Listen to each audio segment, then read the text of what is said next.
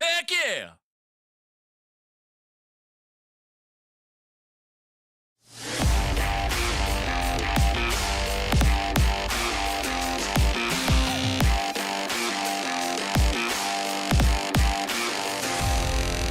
Live from the BiffNet Studios World Headquarters in Spring, Texas, it's Barry on Deck, hosted by former ESPN Houston radio host and stand-up comedian Barry Laminack, starring Oliver the Cat, written by Barry Laminack, produced by Barry Laminack, directed by, you guessed it, Barry Laminack, featuring sports, entertainment, special guests, film sessions, and some drinking.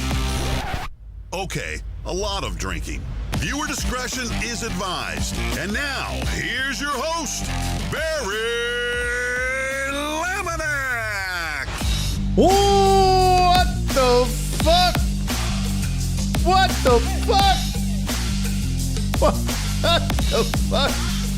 Shit is this? Oh my god. What the fuck is this?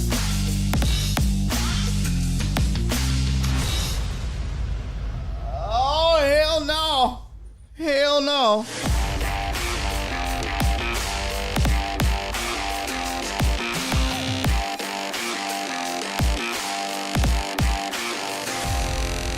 Live from the BiffNet Studios World Headquarters in Spring, Texas, it's Barry on Deck, hosted by former ESPN Houston radio host and stand-up comedian Barry Laminack, starring Oliver the Cat, written by Barry Laminack, produced by Barry Laminack, directed by, you guessed it, Barry Laminack, featuring sports, entertainment, special guests, film sessions, and some drinking. Okay, a lot of drinking. Viewer discretion is advised. And now, here's your host, Barry Laminack. What's up, you damn dirty deckheads? Welcome to Barry on Deck. I am your host, Barry Laminack. Thank you guys for being here. Shit, today is Tuesday, August 6th, 2024. And this is episode number 822 of Barry on Deck. Welcome to the show. Welcome to the program. Hey. Heck yeah! Hello. Hi. How are you? Wow. Excuse me. Holy shit. That was a crazy start to the show. Hell, I didn't even think we were going to get started with the show. I'll bet you'll never guess. Technical problems abound. Could you guess? I swear to God. I swear to God. I'll tell you what, if it ain't one thing, it's a damn nother. But we're here. We're doing it. We've made it. We're good to go. Hello. Thanks for being here. How are you? Coming to you live. Hope you had a good weekend. Sorry, no show yesterday. Took a day off for a mental health day. Took a break. Sunday was the 1 year anniversary of the passing of my father. Passing of my dad was 1 year ago on Sunday, August 4th. And, you know, it's weird when it happens. You don't really think about it after a certain amount of time. It is always with you and you always think about it. And then when that day comes, you know, you start to learn how to kind of manage it and deal with it. And then the day comes and it wasn't like I was extremely sad. You just don't feel like dealing with shit. You know what I mean? You don't feel like doing anything. You don't feel like talking to anybody. You don't feel like, I don't know. So they just kind of carried into Monday, and Nora had stayed home to just kind of hang out with me. And That's just kind of what we did. I just kind of kept to myself and just took the day off. So, but rested and rejuvenated and kind of got my wits about me again. And you know what? I ain't gonna lie. It was probably a good thing that I took the day off. I woke up with the worst hangover. I have not had a hangover in years. I mean, and I don't know what, like, okay, so it's not even, and maybe you guys can explain it to me. Nora seems to think it was the wine. And I don't know if Cisco is here. By the way, thank you guys for the hype train that is going right now. Thank you to Truck Driver Poogie. What's up, homie? Truck Driver Poogie resubscribed for 25 months, my friend and sir. Thank you very much. Oh, my sweet, sweet Donna resubscribed for 27 months. You're the best, Donna. House resubscribed. What? House just resubscribed for 19 months. Holy shit. And Captain Pope with 200 bits. Thank you, my friend. Level 1 hype train achieved. Holy shit. And House, thank you for the 100 bits. Captain Pope, thank you for the 200 bits. God dang. That's loud as fuck. That is loud as fuck. Okay. That scared the shit out of me. That's how loud that was. I don't know. I do have the hat, Captain Pope. As a matter of fact, I do. I have the hat. Thank you for the 100 bits, Captain Pope. You're the man, sir. You know what? Where is it? Where is it? I just saw it in Lumsden shit the other day. Oh, fuck, I lost it. I had it and I lost it, my friend. What the fuck did I do with the hat? Gross, if I had it. God damn it. I'll look for it at a break. I had it and then I lost it. I need to find it. I had it and I lost it. But let me just explain this real quick and then we're going to get to the real news we need to discuss. I don't know what happened Sunday. We went and had lunch with my stepmom and my half sister. And in honor of my dad, I was going to have a Miller Lite because, you know, that was one of his things. And they didn't have Miller Lite, so I just had a Scotch. That was his other thing. Just, you know, Scotch, neat. That was it. And we got home and, you know, we didn't do much. And then Nora decided she wanted to have some wine, so opened a bottle of wine.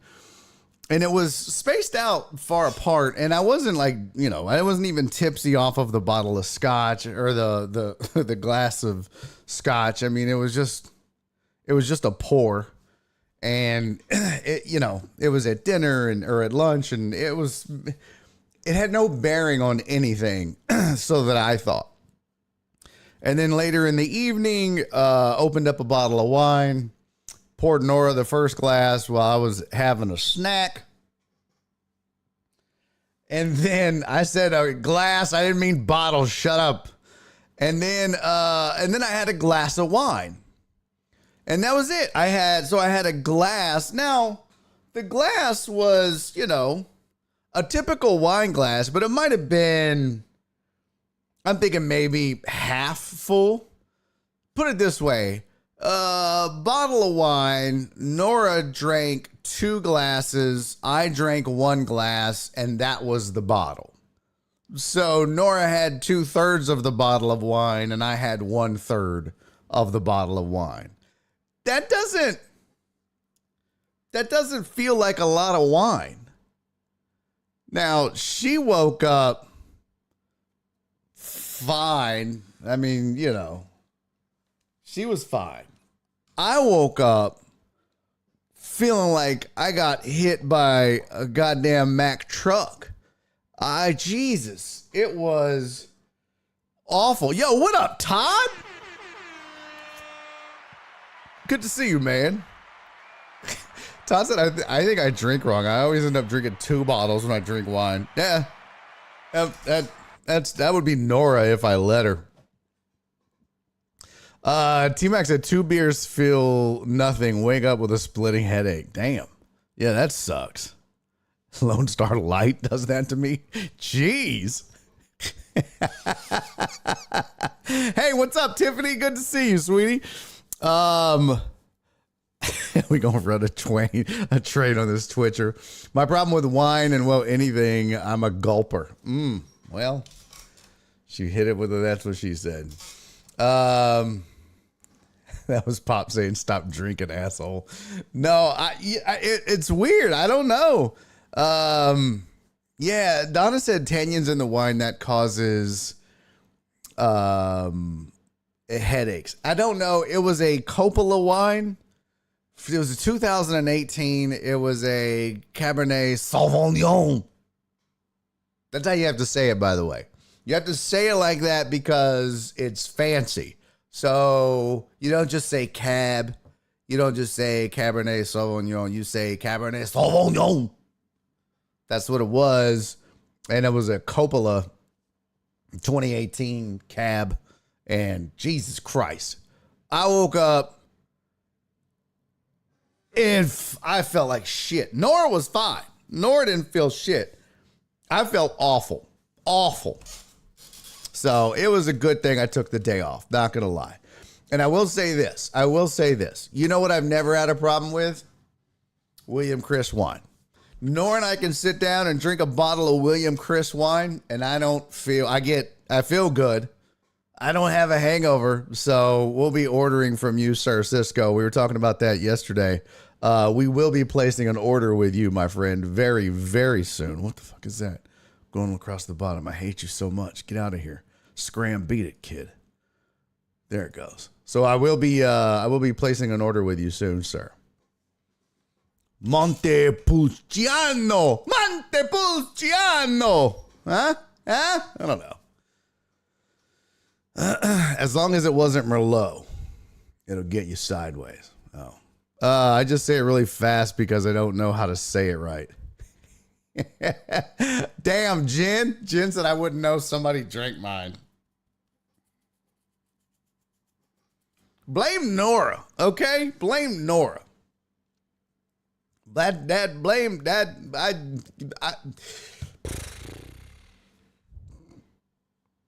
Let's change the subject. All right, so let's talk. Get off me. I swear to God, now I'm sad that I can't find the hat. And I just had it the other day. Yeah, don't start that Nora's innocent bullshit. First of all, she's not here. We're going to blame her. Second of all, hey, yo, what up, H-Town dude? Good to see you. Good to see you, man. My wife has expensive wines, but on display. Who does that? Yeah, drink them. It's like with tennis shoes, right? Rock them, don't stock them. What you buy them for, man? So bad news, sad news in the world of deckheaddom. I guess that's a word we're going to go with. This is, tragically sad news, as a matter of fact. This is the second time this year that we have lost a member of the Deckhead family, and it is disheartening, to say the least. And I was caught off guard by it, and I was stunned by it, actually, because when last we talked to DMata on this show, he talked about how he was getting better, and how his doctors told him he had beat diabetes, and that was crazy because no one beats type 1 diabetes. What up, Mark G? We were just talking about you, buddy. Jen and I were just talking about you.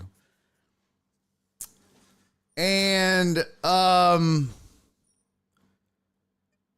it was, it was positive vibes and positive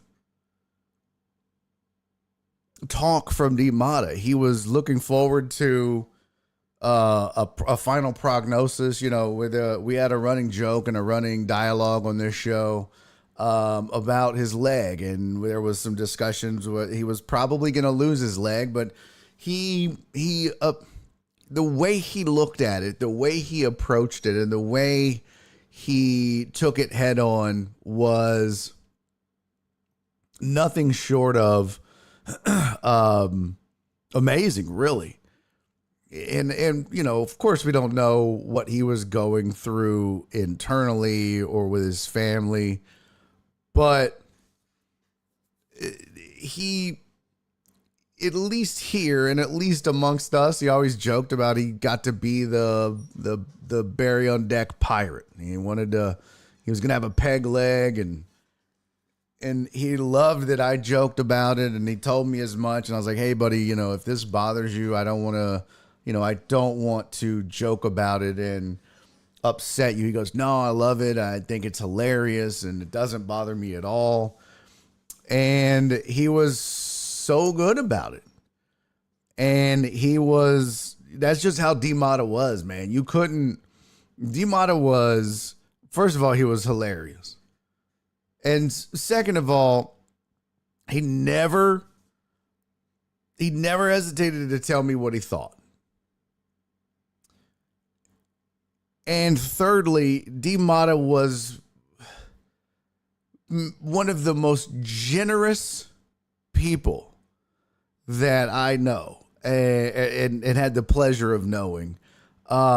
He would send me, and really even at the radio station when we did The Usual Suspects, he would send Joel and I stuff, and Nick at the radio station, and he would send stuff here to the house. And I mean, in fact, DMata knew that I was a G.I. Joe fan and a Star Wars fan, and all of these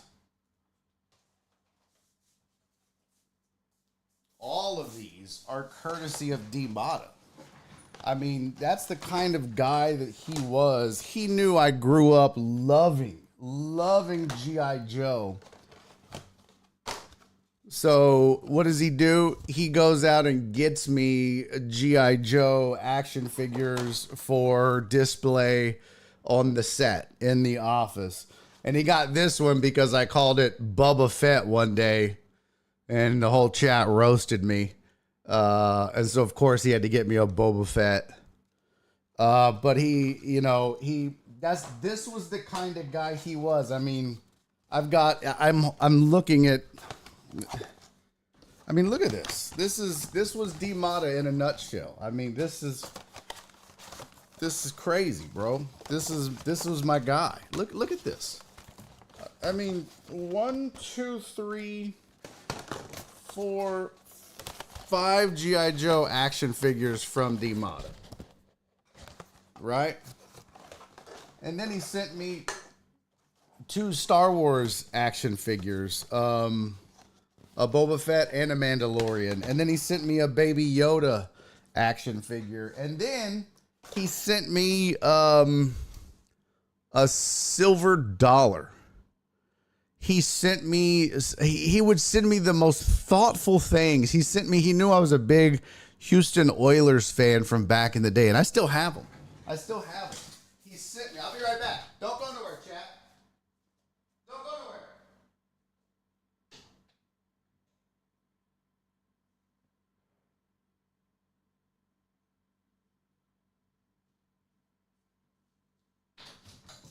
I keep them in my bag still.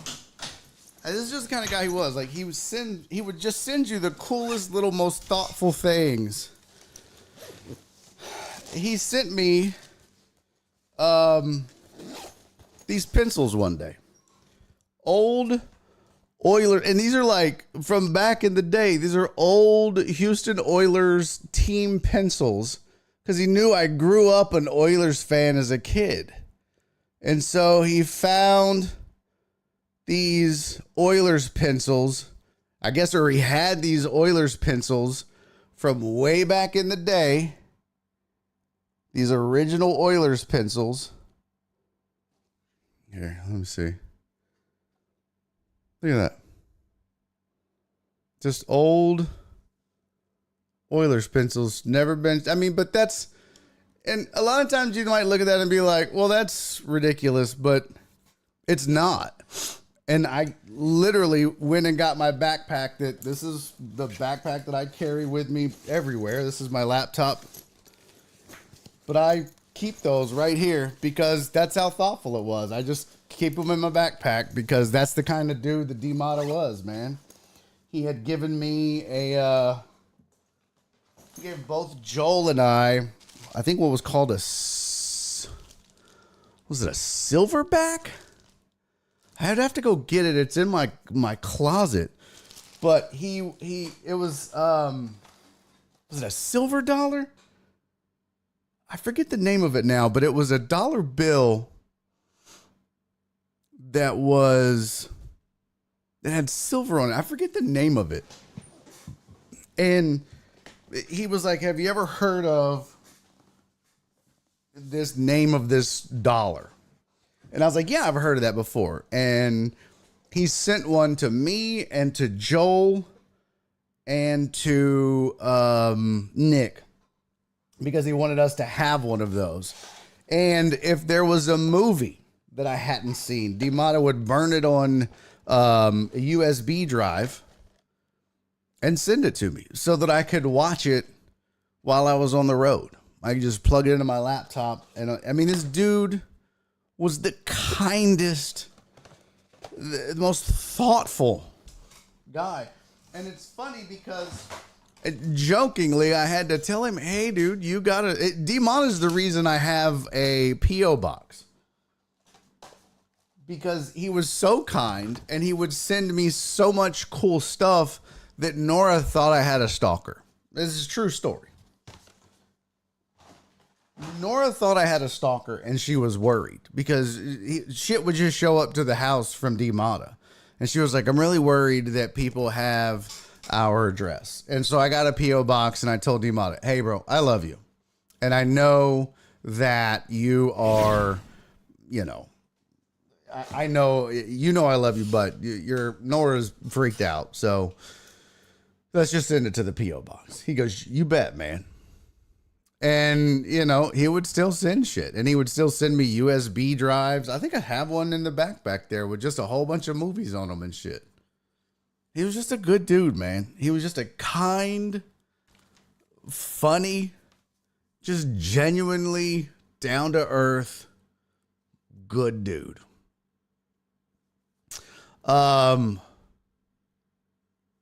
Oh yeah, he gave each one of my kids a silver dollar for Christmas. Was that the dollar bill, the silver dollar bill?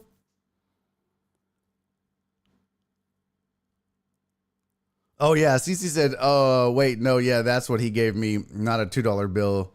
That in the Congo movie.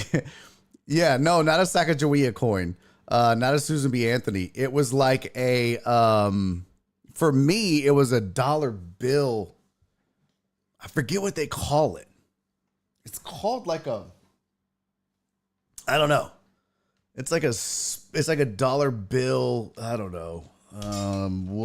It's called like a silverback dollar or I don't remember now. I can't think of it. But that's who DMata was, man. That's who DMata was. He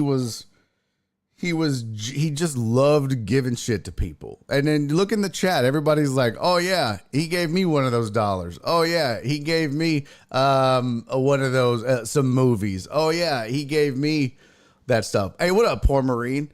I don't know if it was a silver certificate. I don't remember what it was called. I really don't. Let's see. Dollar bill, silver cert. It was there. No, there was a name for it. Oh yeah. So it was a silver dollar. Yeah. So that's what it was.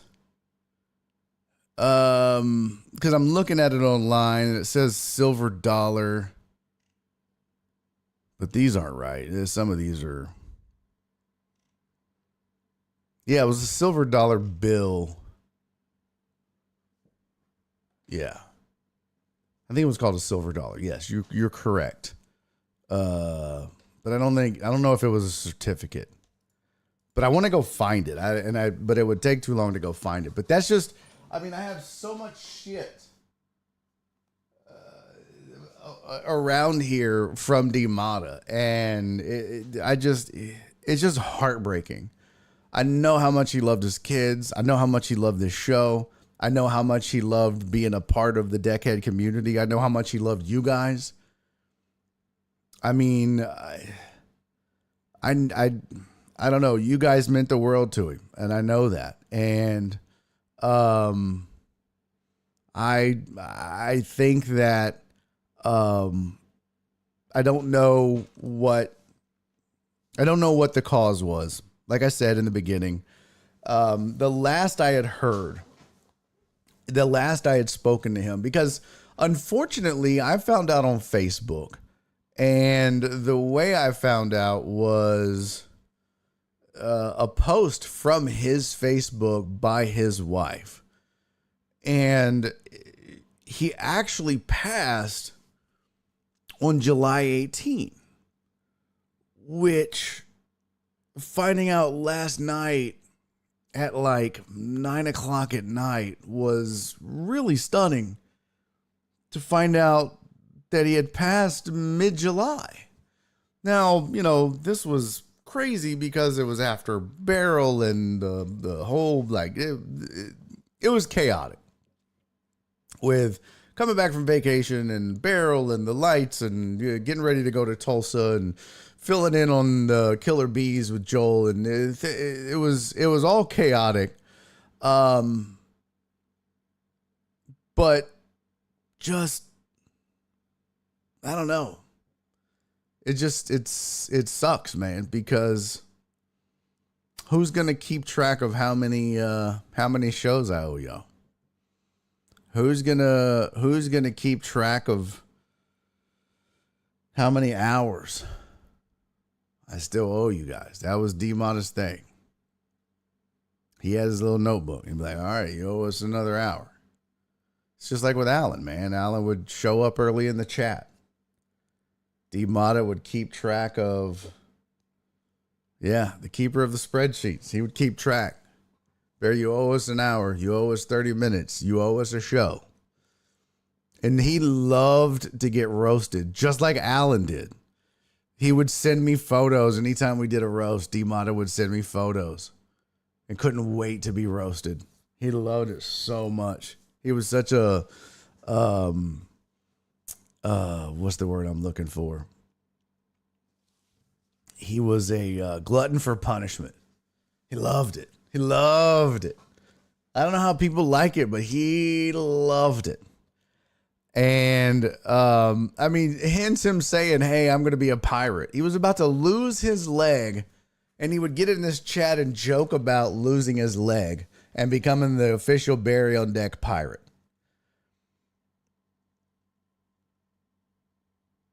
And then you look up, and he's gone. It's just crazy. It's just crazy. It's just,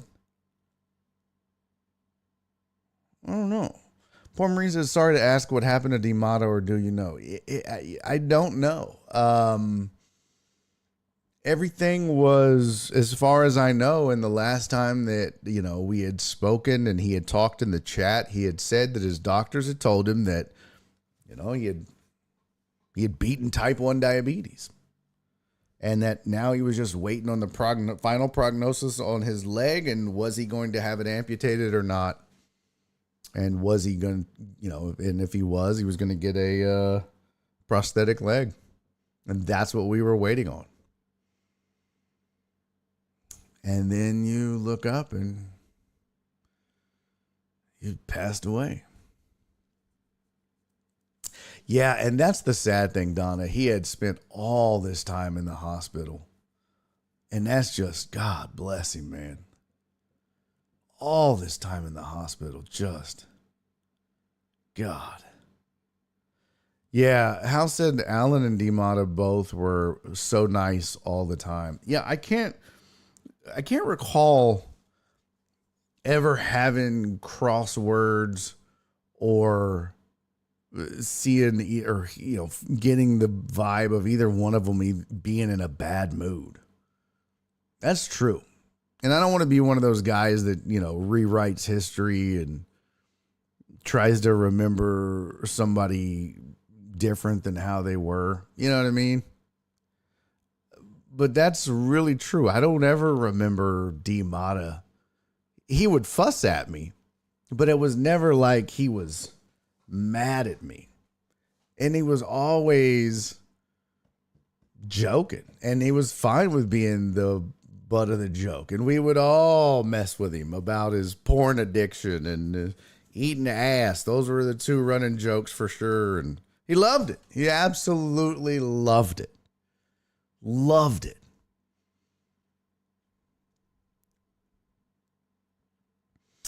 Cece said, remember when you tried to bring DMata on to talk about his time in the porn business? Yeah, yes. I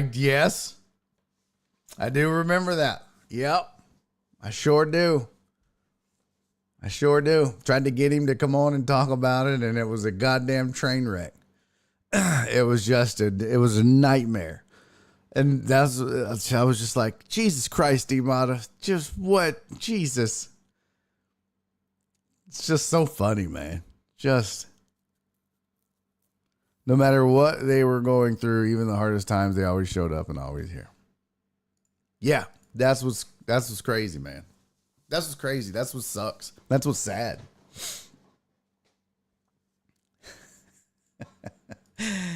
Jared said DMata chiming in and letting us know the nurse was changing his colostomy bag always had me rolling. See, I would miss that, so thank God.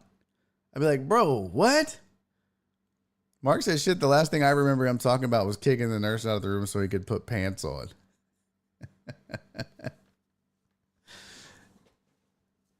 Yeah, Hearttop said y'all would throw shots at each other, but it was never aggressive for him. Oh, no. Oh, no. Oh, no, he would fuck with me, and I would fuck with him. But I knew DMata loved me, wouldn't be here. Everybody has a choice to be here or not. And he knew I loved him, or I wouldn't let him be here. That was the thing, man. No, it was nothing but love with DMata. And I remember I finally got to meet him in person at Dan's. Yeah, man, it was F1 talk. God, two things DMata tried to get me to do, for sure. And maybe I'm just gonna have to do it now. Maybe I'm just gonna have to do it for him. Maybe I'm gonna have to do it. But two things. One, he always tried to get me to watch F1. And two, this guy right here, he tried so hard to get me to record myself mowing the yard and put it on YouTube. He swore that that's what was going to make me go viral and become a household name. That was his big plan. If I were to have made DMata my manager and said, all right, DMata, you're in charge of my career. What do you want to do? He'd be like, all right, fire up the lawnmower. We're going to put cameras all over it and post them. That was his plan. That he just knew if I would post videos of me mowing the yard, that was it. That would be the thing that would just, and I would be like, no, I'm not doing that, DMata. And he's like, I'm telling you. It's so funny, man. So funny. And it's just, that's the kind of shit I'm going to miss, man. It sucks. And my heart breaks for his wife. My heart breaks for his kids. She said on the Facebook page, there was nobody like him as a father, that he was a magnificent father. And I know he had a son with special needs, and he was diligent in the care of his son, and he was a phenomenal father. And yeah, he did everything he could for his son. So I my heart breaks for his family. My heart breaks for his kids. I know his his kids were, I don't know their ages, but God, to lose a dad that young is just awful. The glory hole conversation. Walt said, didn't DMata say he ended up on the wrong side of a glory hole on accident?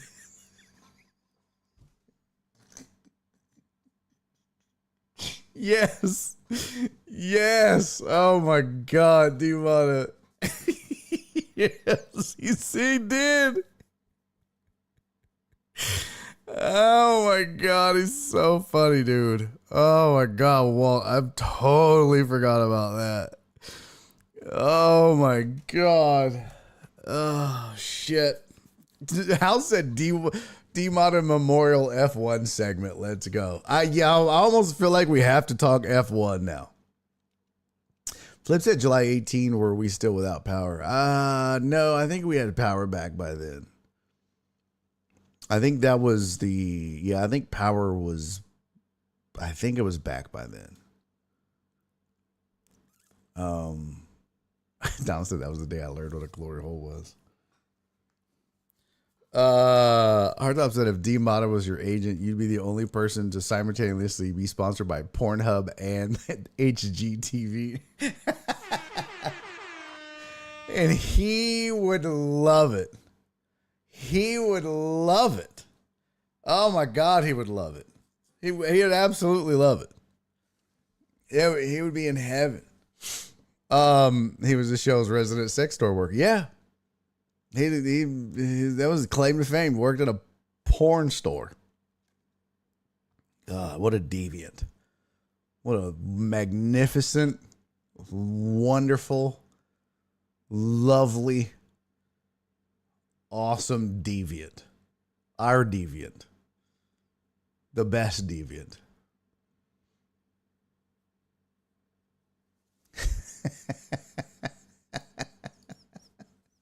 That was so fun.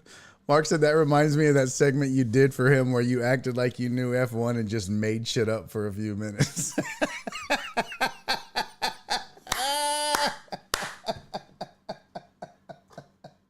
And he was like, that was pretty good, Barry. That was pretty good.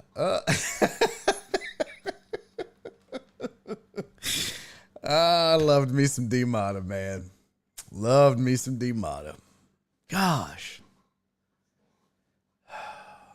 Why do all the good ones have to go? Why couldn't it have been King of Twitch? It just sucks, man. Just sucks. Chris from Sam Houston said, I can't imagine going to a porn store every day for work.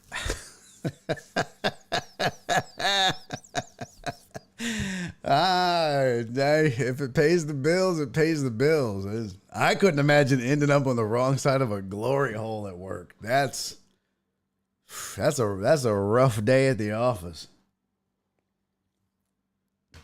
How'd it go at work today? That boss ripped me a new asshole. Literally. God damn it, House. Don't just start with this. House said it's a hard job. I'll see myself. You son of a bitch. Cisco, there are reach around, workarounds. God damn it. Man. Sucks. Sucks. I don't know. Their services were today. So unfortunately, we did not have time to no guts, no glory holes. We didn't have time really to do anything.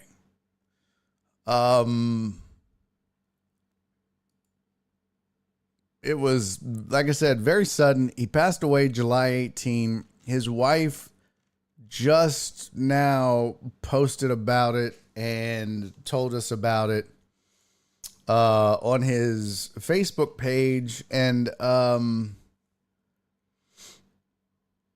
so 17 hours ago is when I saw, 18 hours ago is when she posted about him passing. And then 17 hours ago is when she posted about the service. His mass was today at 10 a.m. Visitation is today from 3 to 8. And the rosary will be at 6. So, very sudden, obviously. And,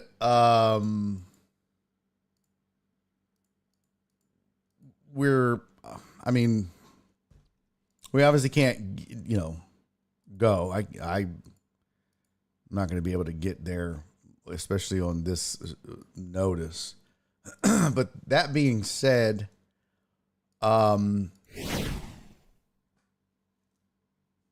just like any time that we go through something like this, Jen and I talked this morning.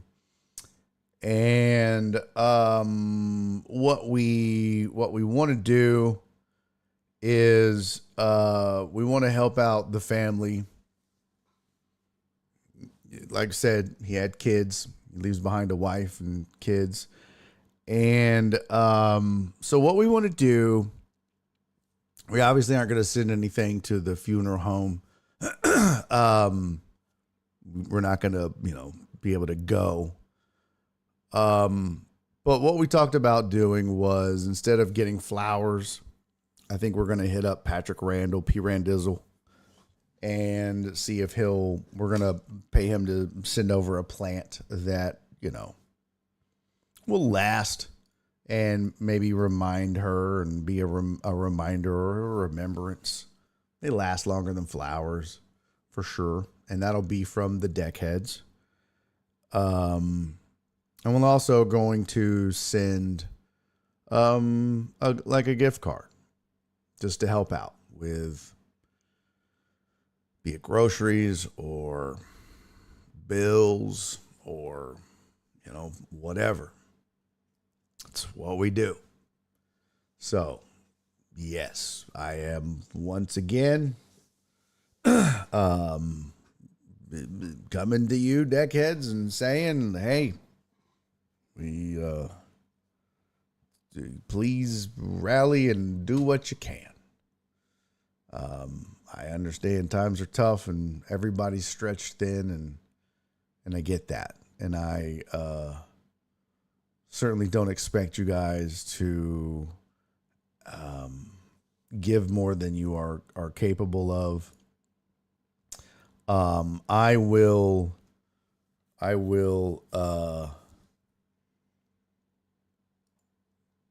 I'll be giving I'll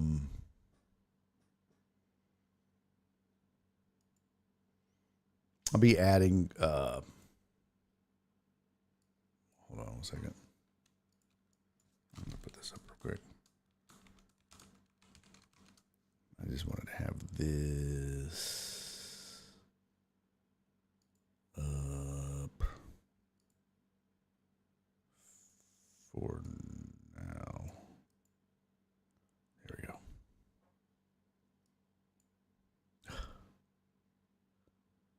What the hell?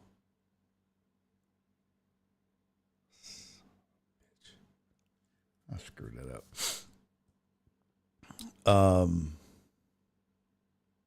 Oh shit, that's the wrong one. So I'll sweeten the pot. I'm gonna throw in, of course. I'm gonna commit to $200 to get things started. So if you can give, fantastic.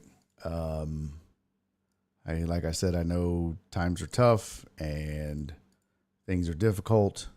So I certainly don't expect you guys to, stretch yourselves thin. But, this is one of those things. It's wife and kids left behind. And I know DMata, when he could, would step up. So this is the least I could do for him, much as he did for me and this community. And, he's a good dude. So I appreciate that, Jared Taylor. Thank you very much, my friend. Spoon said, when do you need it by? So what we'll do is you're going to get with Jen, and that'll probably be the easiest way to do it. I'm trying to figure out. Yeah, probably the best way to do this is just get with Jen, and that way, hold on, there we go.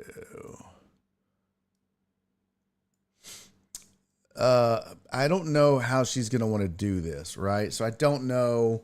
We're certainly not in a rush because the funeral and the mass and the visitation, everything was today. So we don't have like a time crunch of it's got to be done by tomorrow or whatever.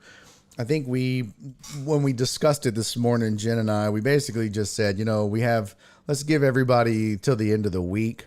I think that's probably a pretty decent amount of time to give everybody to, see what they can do. And again, if you can't do anything, you can't do anything. And that's certainly okay. And no one expects anything from anybody here. So whatever you can do is fantastic, whether it's $5 or $50 or $100 or whatever. It's $1 or $10. Every little bit is going to help. But what we're going to do is we haven't really decided yet if it's going to be like an HEB gift card for groceries, just to help out in that regard. We talked about perhaps just a Visa gift card, even though the fees on those are bullshit. But Jen is also going to look into, some sort of like alternatives where, is there something that we can do to get this money to her and the family in a way that would most benefit them? So, kind of like what we did with Kathy. With Kathy, we sent her, I think it was Cash App or Zelle. Just send her the money. So we'll do something similar with DMata's wife. But in the meantime, we'll just right now we're just going to focus on just raising as much as we can to help out. So yeah, give what you can. And yeah, the usual methods. Let me see. I can add that right here. Jen, what is your PayPal, Jen? Jeez. Or your Venmo. What is your damn Venmo? Let's see. It is, no, it's okay. Here it is.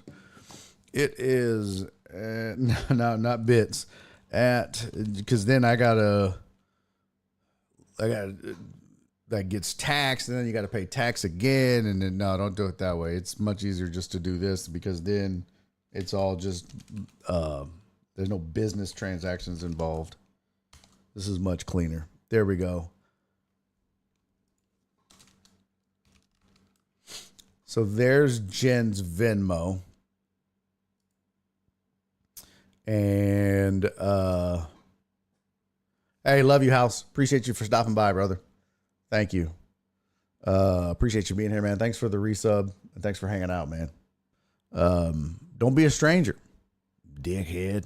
Yeah. So that's what that's Jen's Venmo, Jennifer-Jones-1732. Let's see. I'll just do this. There we go. That's because then somebody'd be like, but I put Venmo at the end and it didn't go through. Okay, Venmo, that's not. So yeah. There you go. And do what you can. Every little bit helps.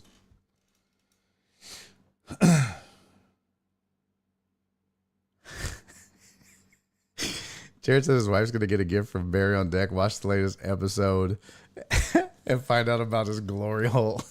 I wonder if she knows about it. Wouldn't that be awful if she didn't? Jesus. Oh, God, I hope. Oh, God. Oh, God, I hope she knows. Oh, my God, I hope she knows. PayPal is at JN Jones 76. There you go. All right. Hey, what up, Vincent? Good to see you, man. Just sitting here,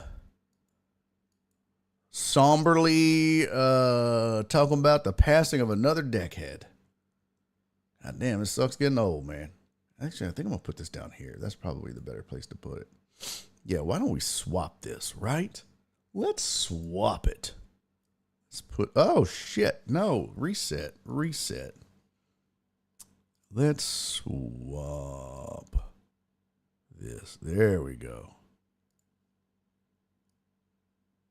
Yeah, let's see. Let's move this up there. Yeah, that makes more sense. It's easier to see and read and all that. All right, cool. God damn, Jen. Now Jen's got a Cash App rolling up out this bitch too. All right. Cash App is $Jones JN. Okay, there we go. Cool. Yup. All right, I'm probably gonna zoom this out a little bit. And if you need it, you can also just email Jen or message her or hit me up and I'll get you the info as well. God damn it, Mark. What's the Zelle? Just Jen said you should have all this already. I probably do somewhere. Shit, I don't know. Wall said hopefully they're not listening to this tribute at the service. That would be the worst. Oh, put it on Burial Deck. It looks like they're doing a tribute. Yeah, and then he said he accidentally was on the wrong side of a glory hole. And man, was his butthole stretched. What? Cover the baby's ears. That's so funny.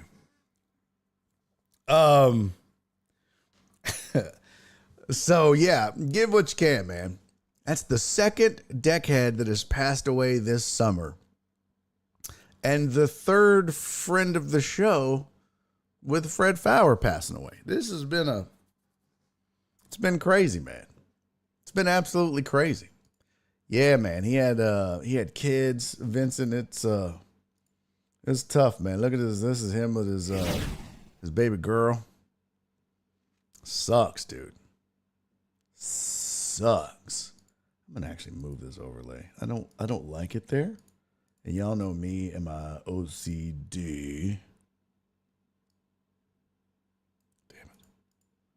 It's not helping.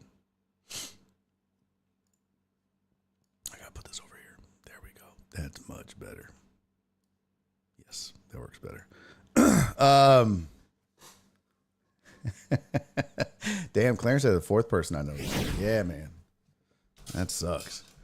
Can we send a carrier pigeon with a certified check or money order? Yeah. Why don't you do that? Heartthrob. Why don't you do that? Dickhead. But anyways, give what you can. Okay? Give what you can. So, and I'll let you know what we end up. I'll leave this up all week. And I'll kind of get a running total after today, and I'll let you know what we end up raising for his family to help out with whatever.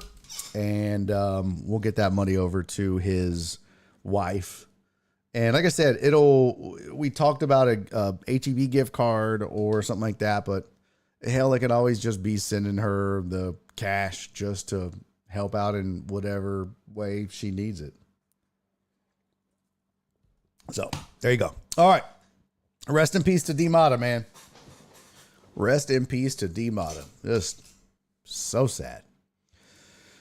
Okay. Let's figure out a way to continue with the show. We got a lot to do. We got a lot of stuff to discuss.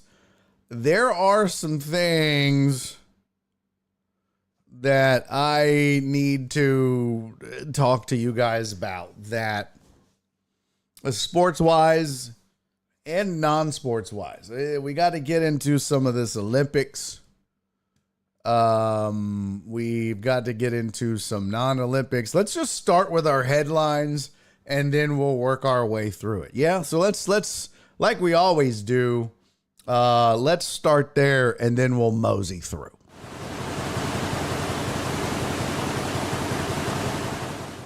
All right.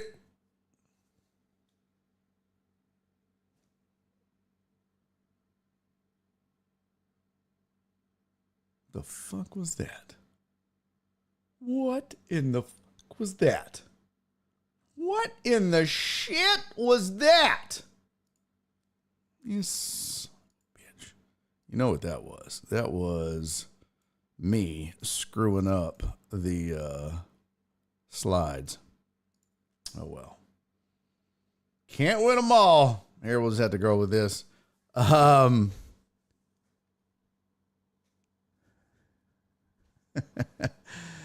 Yeah. Clarence said the way that's the thing about getting older, you start to lose more than you gain. Very true, man. Very true. NFL Sunday ticket. There was a $4.7 billion decision that was recently overturned by a California judge in favor of the NFL. So Thursday, right before the annual preseason Hall of Fame game, federal district judge Philip Gutierrez overturned a ruling that the NFL would have to pay residential and commercial Sunday ticket subscribers $4.7 billion for violating antitrust laws with the out-of-market package.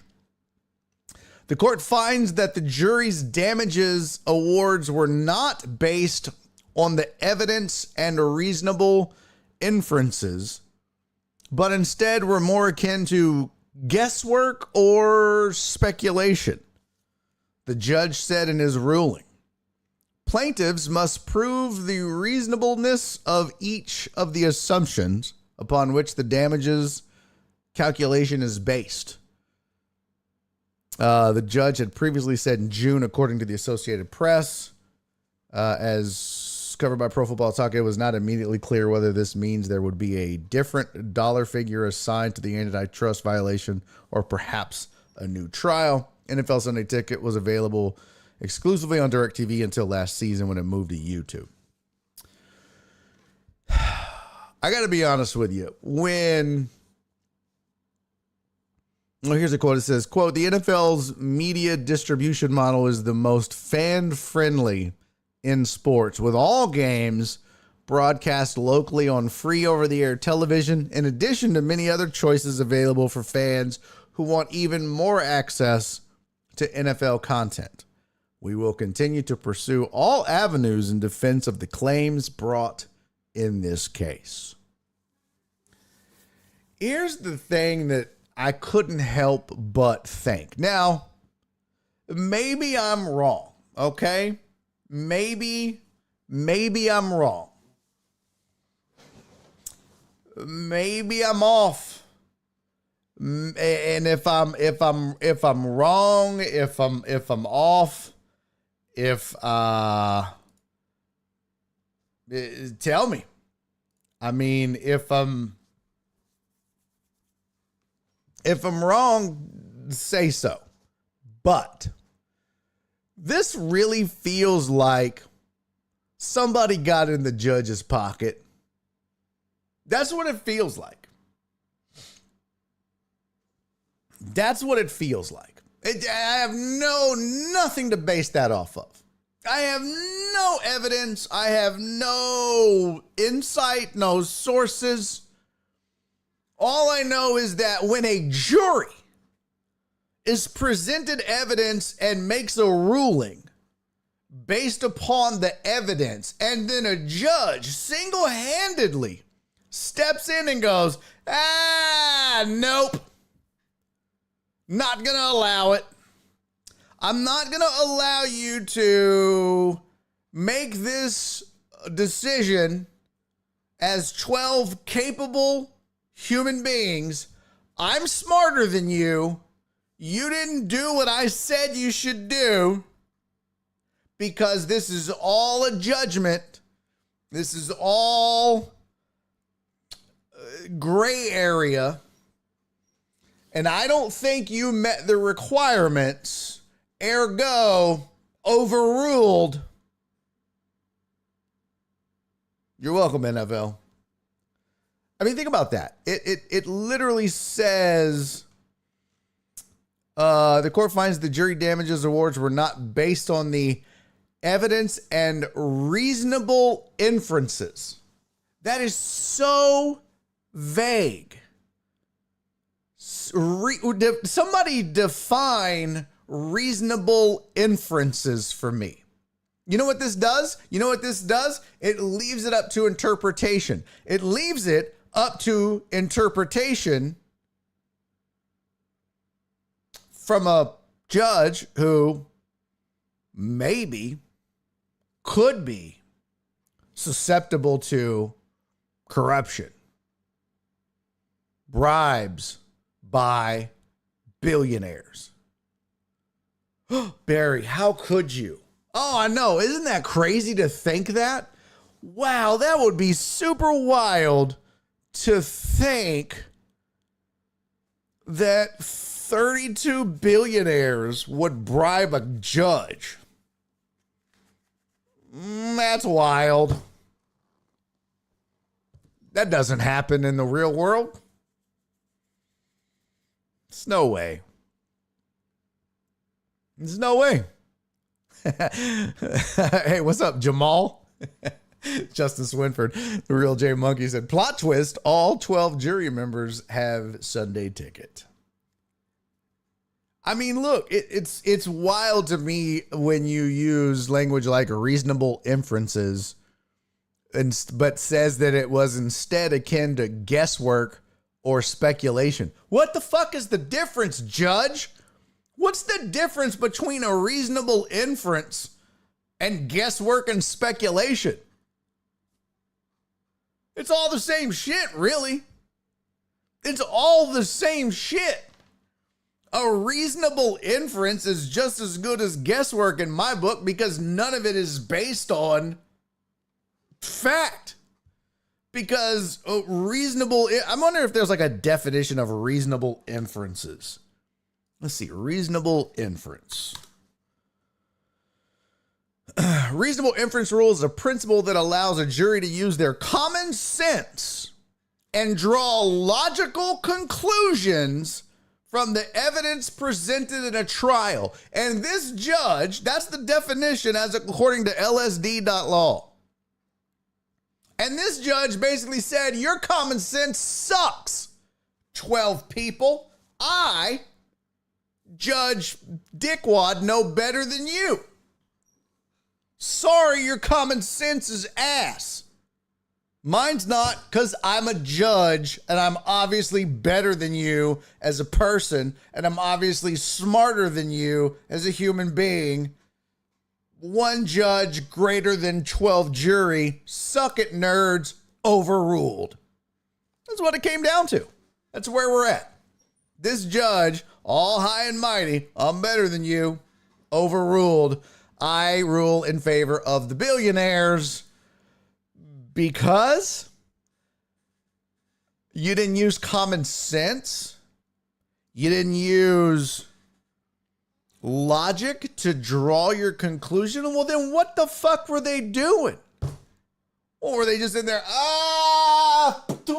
Okay. What did the dart land on? All right, we're going with guilty. 4.7 billion. Hey, spin the wheel with numbers on it. Well, what did it land on? 4? All right. So it's 4 billion. Now let's get what it goes after the decimal. Oh shit. It's in between 6 and 7. Let's go 7. All right. 4.7 billion. Got it. Okay. That's what we'll tell the judge. It's ridiculous. Potch said was the judge, Clarence Thomas. It's ridiculous.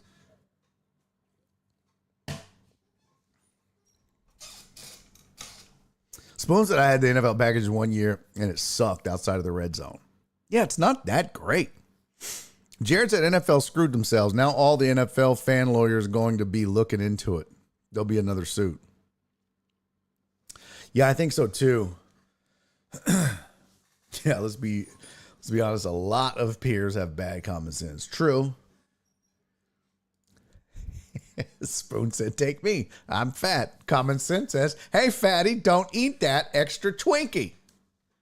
I tell it to shut the fuck up and let me live my life. Nom, nom, nom, nom, nom. Yup. Judge is probably engineer. Well, listen. Actually. Yeah, Posh said red zone's all you need besides the local games. Yeah, red zone's free on AT&T, or it used to be. Clarence Thomas is making all black Clarences look bad. Okay.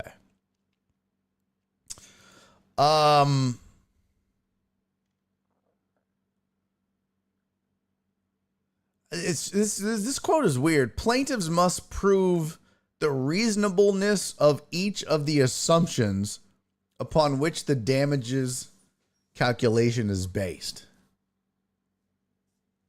That's just wild.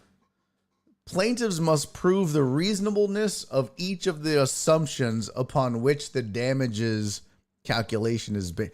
That's what they did, apparently. But, well, obviously wasn't good enough for you, Judge. So, I don't know. It just reeks of corruption, in my opinion. I could be wrong.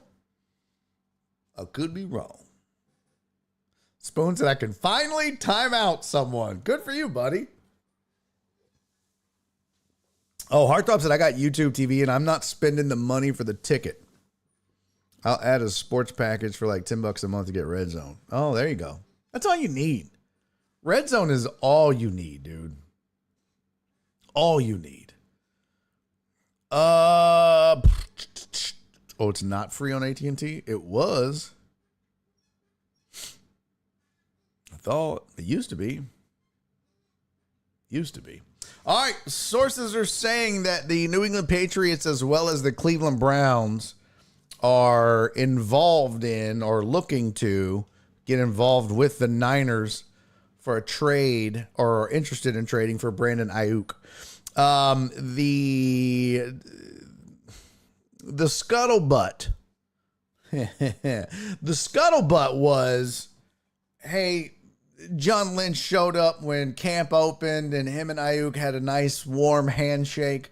It felt so good. Reunited and it feels so good.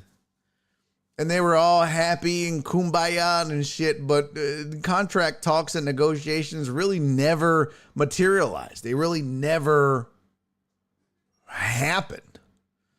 And so now we're back on that trade shit. Now we're back. Oh, here we go. We're back on that bullshit. Now they're back to, well, let's fire up the trade talks again. So the Patriots are in and the Browns are in. And we'll see. There was another team that was rumored along with those two, and I thought it was the Steelers. Yeah, it was the Steelers. It says, but the Steelers had been stalled as of Monday night. But the teams are re-engaging in trade discussions. So, Jen said, I buy it and I don't care. I got to see my games, but I split the cost with other fam. Oh, there you go. There you go. That's the Sunday ticket. Does the Sunday ticket purchase result in a Barry on Deck fantasy football win? I don't think so. I don't think so. Cece said, I don't need Sunday ticket. I can just go watch it at a bar and spend the $200 I should have spent on Sunday ticket. True. Very true. Very, very true. Mark said, you and me both, Cece. That's true. Hey, what up, Eric Resendez? Good to see you, buddy.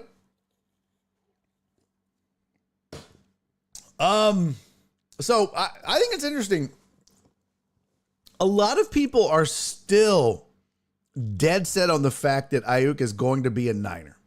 There are people that are like, I don't care what anybody says. They're not going to trade him.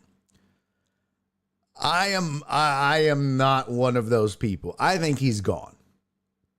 I think that, look, there's only so much money to go around in the NFL. There's only so much money. There's only so much salary cap. There's only, and I know the Niners want to get this done, but they have a lot of money committed already. I don't know. I mean, you feel like that so far it hasn't been a priority. How much damage has been done? And rather than having full-on talks with Ayuk and his team, they're still engaged in trade talks. So rather than, hey, we're going to save all those cycles instead of engaging in all these trade talks, damn all that. Let's get a deal done. Get in here. Let's get a deal done. If you were really serious about it, that would be the mentality. Forget all this trades. Come on. Let's get to the table. What's it going to take? Well, we want this. Well, work with us. How can we make you happy and make this fit and work? We want you to be a Niner, but we got to make it make sense. But you can't have Debo and CMC and then pay Brandon Ayuk like he's Tyreek Hill or like he's one of the 10 best receivers in the open market right now. It's just not enough money to go around. So you got to make a decision. And if you're the Niners and you're Shanahan and you're John Lynch, you're looking around and going, well, I think I'm going with Debo and CMC. Is that the right move? Yeah, maybe, probably. Brandon Ayuk has had one good year. He's Nico Collins on the West Coast. He had one really, really good year. Flip said 49ers can always restructure. Sure. You can always restructure. But if that's the case, then why haven't they just got a deal done? There's hangups to it. If that's the case, then there would not be any salary cap implications for anybody. They would just always make it work. That's not always the case, though. Not always. I think there's more to it than that. Alex, that's against the law, sir. I refuse. Spoon said, damn, Browns have Cooper and Judy. Do they trade one of those? That's a good question. I would think if I'm the Niners, if you're the Niners, chat, let me ask you this. If you're trading Brandon Ayuk to whoever, would you rather get a player or would you rather get draft picks? I think if I'm the Niners, I want draft compensation. Especially if I'm trading with New England, who I would put at the top of my list. And here's why. New England's going to suck. The Browns are going to be good. New England is going to suck, right? The Steelers probably going to suck, but middle of the pack suck, right? I mean, the Patriots could be top 10, top 12, top 15 suck. So if you could get a second round, third round pick out of it, you could be picking in the top of the second, third round pick, or second or third round. That'd be nice. So, hell, why not? I mean, I get it. Picking at the top of the third round versus the middle of the third round versus the bottom of the third round value is value. And so maybe you get like, depth at receiver and a third round pick, but I'd rather do that. I'd rather do that than something else.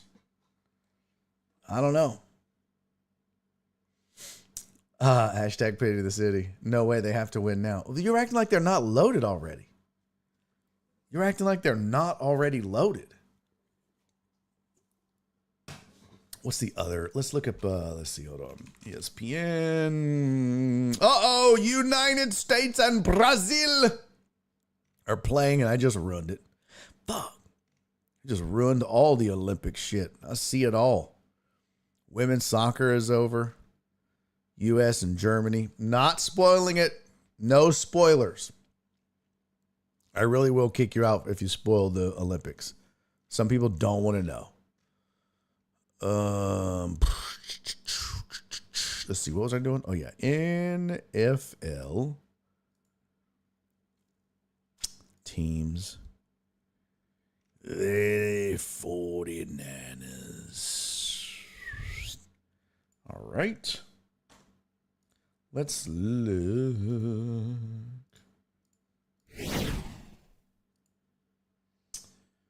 So you've got Juwan Jennings, Ricky Pearsall, Jacob Cowing, Ronnie Bell, Danny Gray, Chris Connolly, Frank Darby, Tay Martin, Trent Taylor, Tariq Owens. Plus you got George Kittle.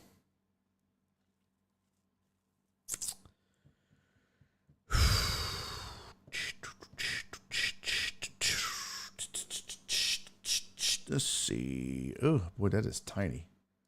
That's what she said. Hey, leave my wife out of this. Let's see.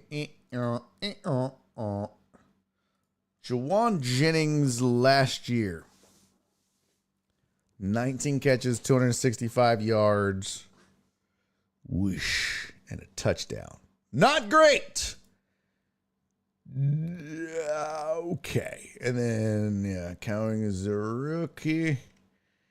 So, you don't really have any depth behind Debo. Okay. America. So, what? Did Spoon spoil something? Oh, Spoon's just talking about the Browns.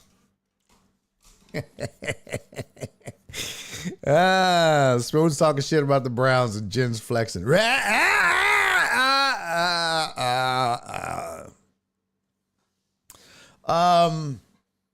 Yeah, I mean, that's not a ton of depth. Juwan Jennings. Jeez. Yeah, Ricky Pearsall's rookie.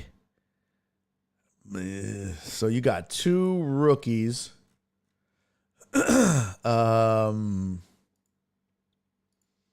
Behind Debo. And maybe that's why. Maybe they love the rookies. Hell, I mean, I don't know that. I'm not keeping up with Niners camp. But maybe they watch these kids and they're like, bro, we're fine. We're good. Go ahead. Peace out. I mean, one of these two kids is going to step up and be a one. They have to. I mean, if you spend the 31st pick in the first round on Ricky Pearsall, you're like, yep, got to be our guy. Yeah, like a Correa Pena situation. Yeah. So maybe that's the thought process. They're cheaper. They're just going to have to step up. And will there be growing pains? Sure. Remember old boy in Pittsburgh? What was his name? Oh, shit. What was his name? He was slow to get started. And same thing in... Oh, there's another cat.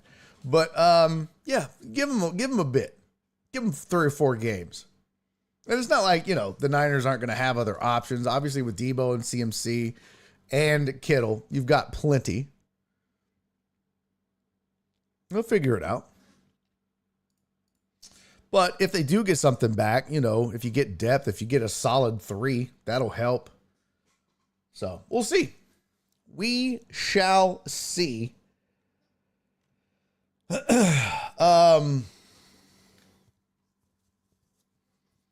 But I certainly would be interested in a pick because, again, if the Niners as good as they are, they're not going to have good draft picks. And losing Brandon Ayuk and getting back, if you don't get, because Ayuk is he's definitely a 2, but on some teams he could be a 1. On some teams. Right? Now, and again, he's only done it for a year. Right? There we go. 1,300, 7 touchdowns. He had 1,000 yards last year and 8, but he could be a 1. But he's definitely he's a bona fide 2. Which is nothing to sneeze at. You got to have those. But if I'm the Niners, you're going to be good for a while. You're going to be good for a while. And Brandon Ayuk is that kind of guy where if Deebo Samuel is hurt in the middle of a game and goes out or is out for a week or 2, he's that guy that can step up and be a 1 and be the main wide receiver target in the offense, and you don't really miss anything for that week or 2. So I get it. But you can't pay everybody.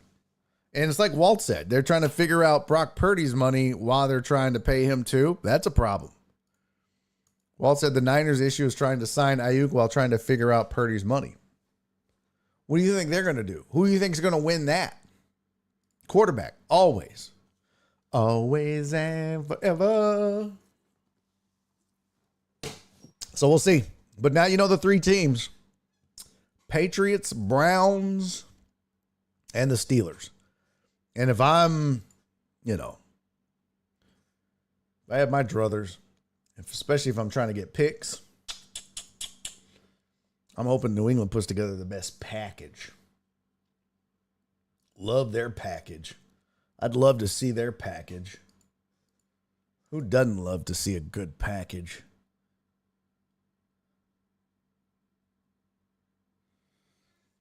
All right. Oops. What the hell is this going on over here? Let's do this. What up, Amos? Amos said him and Debo don't play the same position. Technically, he plays the ex-Debo's position as playmaker. Yeah, no, I get that, right? It's like saying, well, if Tyreek Hill goes out or, that it's whoever the number 2 is going to, yeah, I get that. It's not the same because he's not the same dynamic. Right. I get it that Debo is the X factor kind of guy where you're going to run a ton of jet sweeps and you're going to run all kind of crazy shit with your offense that you probably aren't running with Brandon Ayuk. He's going to run traditional route tree type shit. I get that. But if you know that Debo's out for the week, then that week in practice, that's the kind of offense you install. So it's not like you're like, well, we're fucked. No, you got a capable guy that can run all the routes on the tree, so you just call those plays. And he goes out and wins routes. But I get it.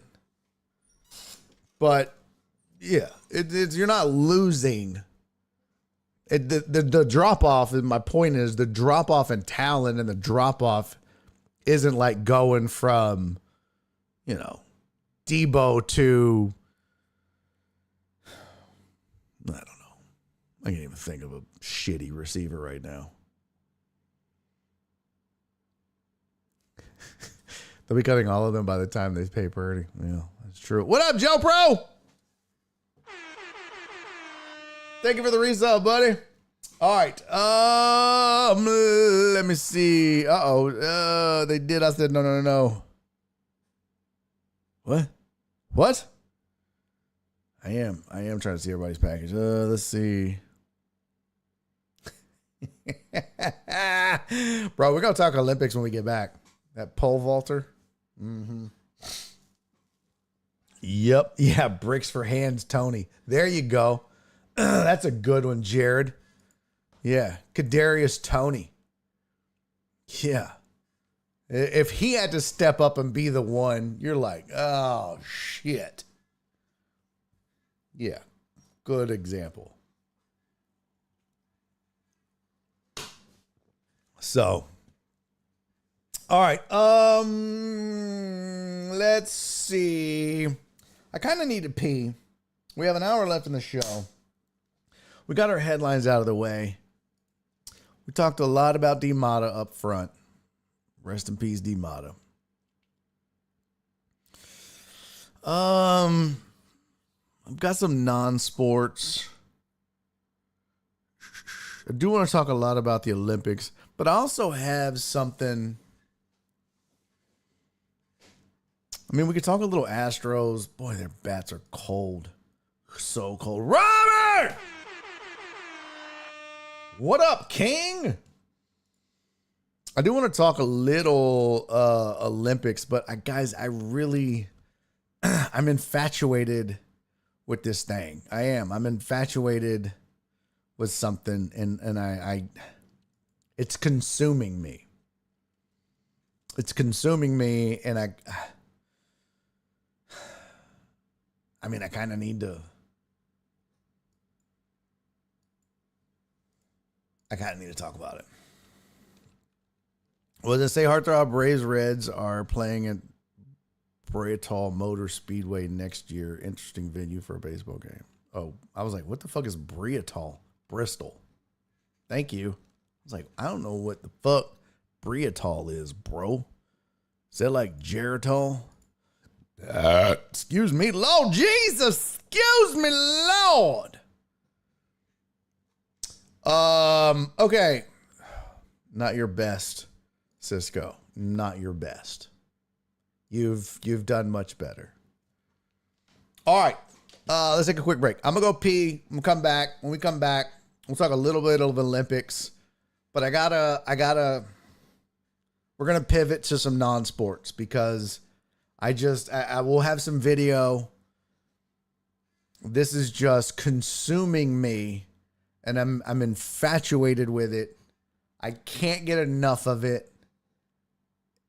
It is just, it's fascinating to me. And I don't know if you guys have seen it or are watching it. And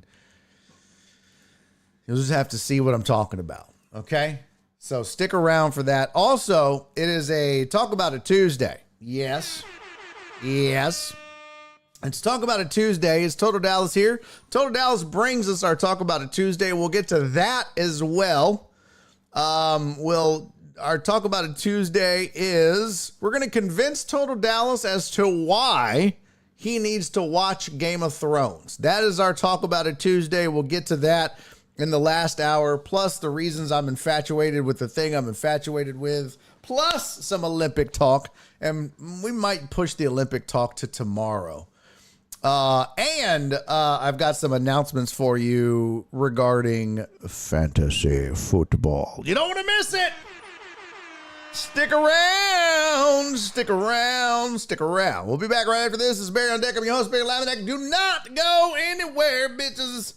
We'll be back. It's like less than 5 minutes. I'm going to pee. I'm going to get another Diet Coca-Cola. and we'll come back. So stick around. All right. Yes. Cool. Go poop or whatever you do during the break, and I'll do what I do, and we'll come back and we'll keep going. All right. All right. Cool. See you in a sec. Peace.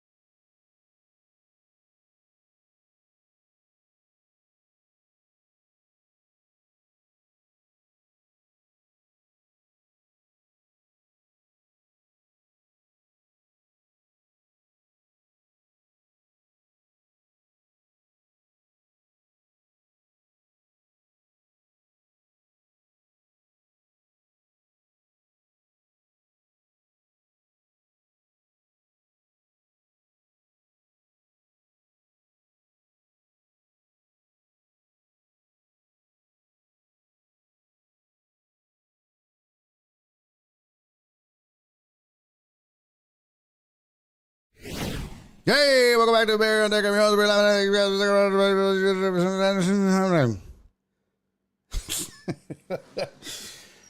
right, welcome back to the show. Sorry for the extra delay there. I was handling some business, as the kids say. No, I wasn't pooping. Hey, what up, Uzi? Good to see you, bro. I don't know why the music stopped. It's supposed to keep playing. It's supposed to be on a list, and it just goes circly, like in a loop. And by God, it didn't do that. That pisses me off.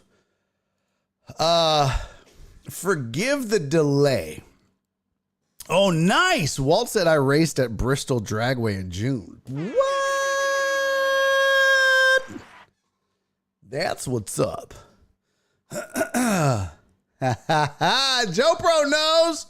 Forgive the delay, ladies and gentlemen, but your boy was busy finishing up something that I had started. For those of you that know, one way you can support this show, one way you can support this raggedy ass show is by, no, I wasn't pooping, Perry. I wasn't pooping. I was actually posting a video on Patreon for all the Patreon members. If you support this show with your hard-earned dollars by being a member of Patreon, I'm always trying to find ways to reward you, provide you value, and give you things that, you might not get otherwise, that you might not get elsewhere. One of the ways that I had vowed to do that was share more comedy stuff with you guys. And so a couple weeks ago, I was at the Secret Group, and which is a comedy club here in Houston, and post only on Patreon. There you go. And I was at the Secret Group here in Houston, Texas, and the crowd was fucking bananas. They were rowdy as shit. They were awful. They were just crazy as shit. And they were young and drunk as shit. And I was going last. I was closing it out. And I was doing 20 minutes, and I was not looking forward to it. So I was like, Jesus Christ, I don't want to do this. So what I did is I went ahead and posted for you guys the video of that whole set. So if you go and look on, let's see, Barry on Deck, it should... Yep, it should show up right there. Yep. So it says how I dealt with a super rowdy crowd. There you go. And you'll get the whole, let's see, how do you get to it? There we go. That's what the thumbnail looks like. Emails can be sent while pooping. No, I had to upload it from my laptop, dumbass. So that's what it looks like. It's a 20-minute video, and when you click on it, it's going to take you to it, and there you go. And there it is. There's the whole thing. It's all of it, and it's 20 minutes. So it's crazy. And it was mostly crowd work, a lot of fun. So enjoy. It's just another way of me trying to provide value for you guys by supporting the show and being members of Patreon. So there you go. That is uploaded. That is on the site. I plan on doing more of that for you guys by putting up stuff that's specific to like crowd work and stuff like that. So be on the lookout for that on Patreon as more of it happens and occurs. Yes? Yes. Okay, cool. Speaking of Patreon, speaking of being members of Patreon, also, a lot of people are asking about it already. Yes, we're doing fantasy football again. If you're a member of Patreon, you bet your booty we're doing fantasy football again. It is for Patreon members. Just like last time, it's free to enter. Every year we've done fantasy football. Every year it's been free to enter. This year we're doing $50 cash and $50 Amazon gift card, just like last year. So each winner of each league will get a $50 cash prize and a $50 Amazon gift card.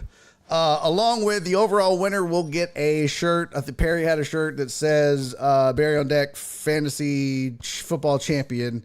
It is gold, and it shows that you can use the Discord to get in. Oh, yeah, true. So all you got to do to get in is email Jen at barryondeck.com.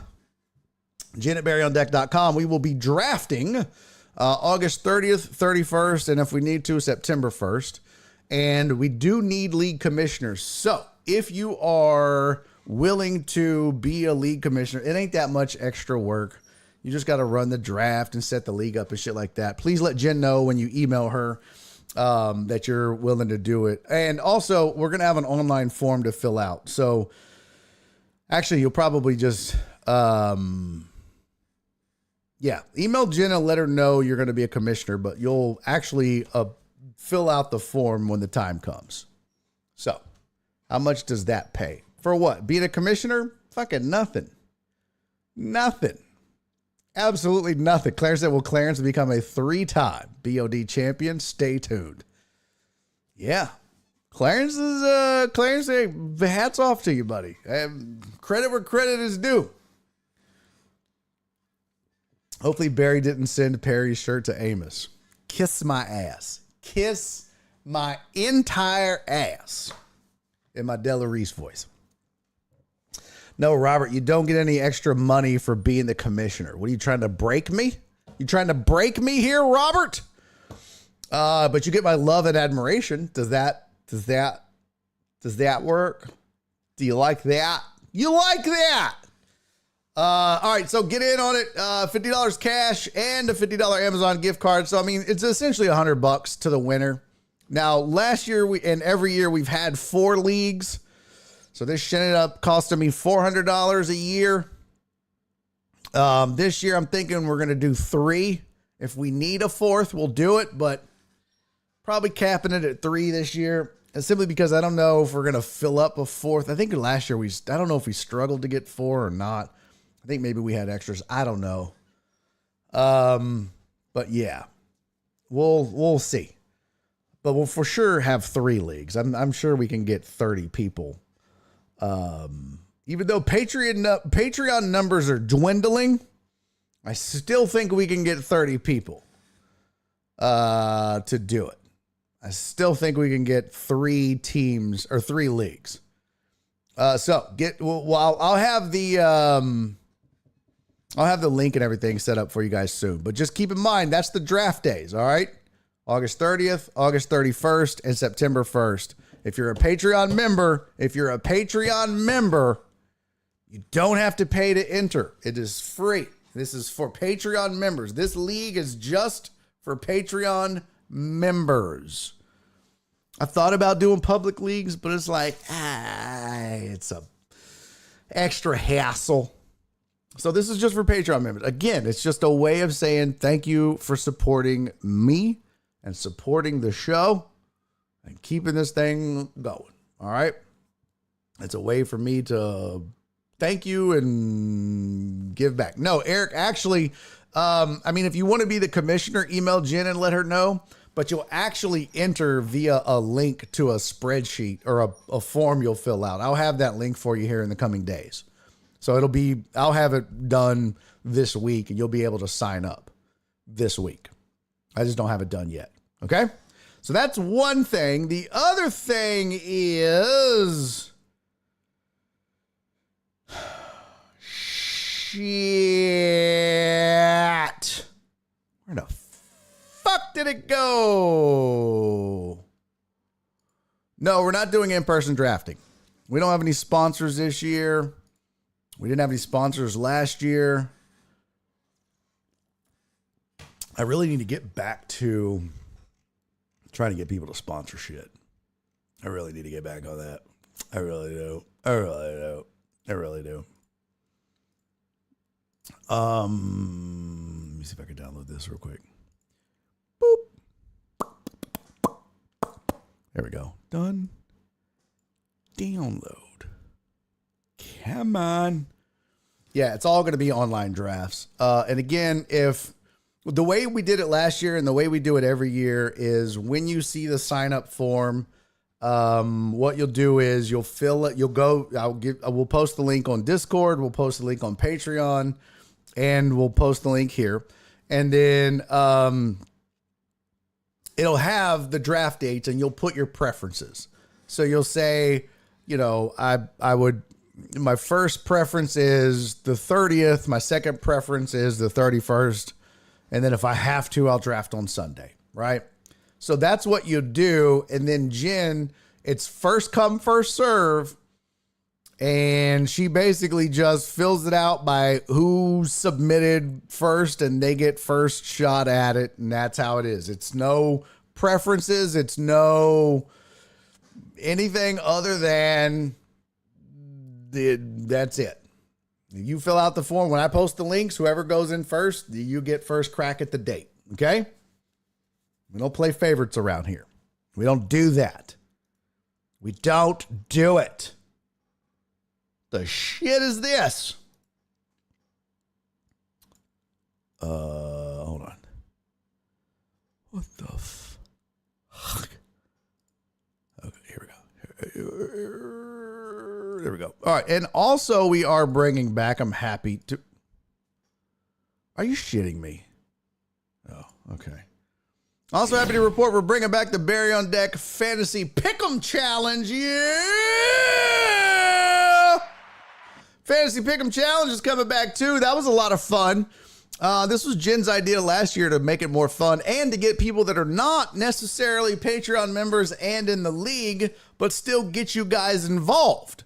So what this is it's $20 to enter, and we have a pot going, and you will pick, we'll have a matchup of the week. We'll show you the teams and who their players are. And then you'll pick who you think is going to win based on the matchups. And then if you're right, you get $1 back.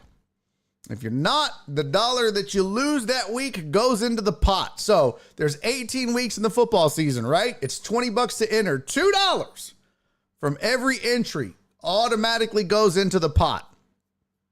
You're losing $2 of your 20 no matter what. But if you pick every week right, all 18 weeks you get right, you get $18 back. Yay. You'd only lose $2 for playing, which means also you probably are going to win. And so you'd get the winner's pot. So everybody else that's losing $1 a week and throwing it in the winner's pot with everybody else, like Mark G won, you'd get that money plus your $18 back. Mark won $89 last year. So $2 goes in the winner's pot right off the bat from your $20, and then $1 for each wrong pick goes into the winner's pot each week. So if there's 10 people playing and all 10 of you got the pick wrong, $10 goes into the pot that week. Get it? Got it? Good. If you forget to pick, or you're not here, or you didn't get your pick in, you lose that $1 that week. Let's say you wanted to get in 3 weeks late. Fine, but you missed those $3 plus the $2. Got it? Good. And you can still win. You can still do it. I mean, it's not that hard. So I think last year, Mark won $89. Lil Uzi won like $29.75. Something like that. Donna was like third. It was very close too. Very close. So just keep that in mind. What is this? Everybody show up at Barry's patio ready to draft. That would be the worst mistake you've ever made. That would be a huge mistake. Huge mistake. Boy, oh boy. Bigly mistake. It wouldn't even be me you'd be fucking with. You'd have to deal with Nora.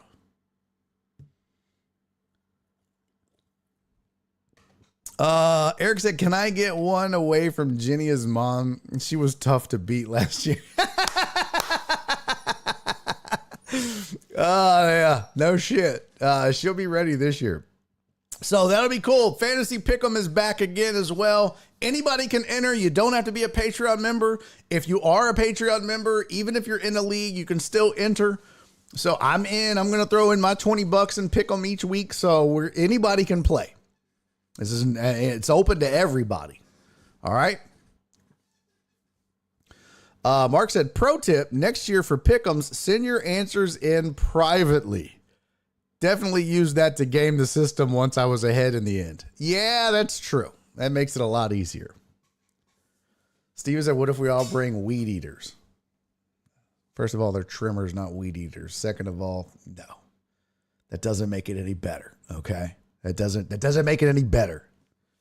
Jesus. Still creepy, Steven. Still creepy. I do appreciate you keeping the DMata torch alive. Alex said, get off my lawn, Barry. Running outside in the Scooby-Doo underwear. Beat it, scram, kids. What? No. Come out there with my shotgun. What the fuck you talking about? Damn, beat it, scram, kids, my ass. Bunch of goddamn adults show up on my patio. Ain't gonna be no fucking beat it, scram, kids in my underwear. It's gonna be...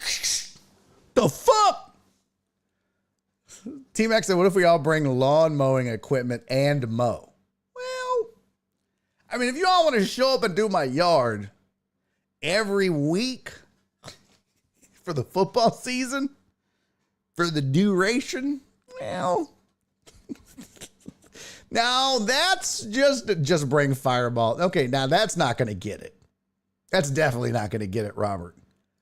That is definitely not going to get it. Now, had you said bring some Uncle Nearest, that might be. Fireball is not.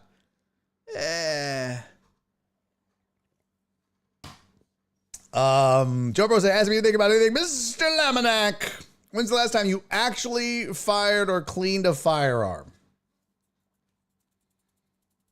Month and a half ago? Both. Month and a half ago.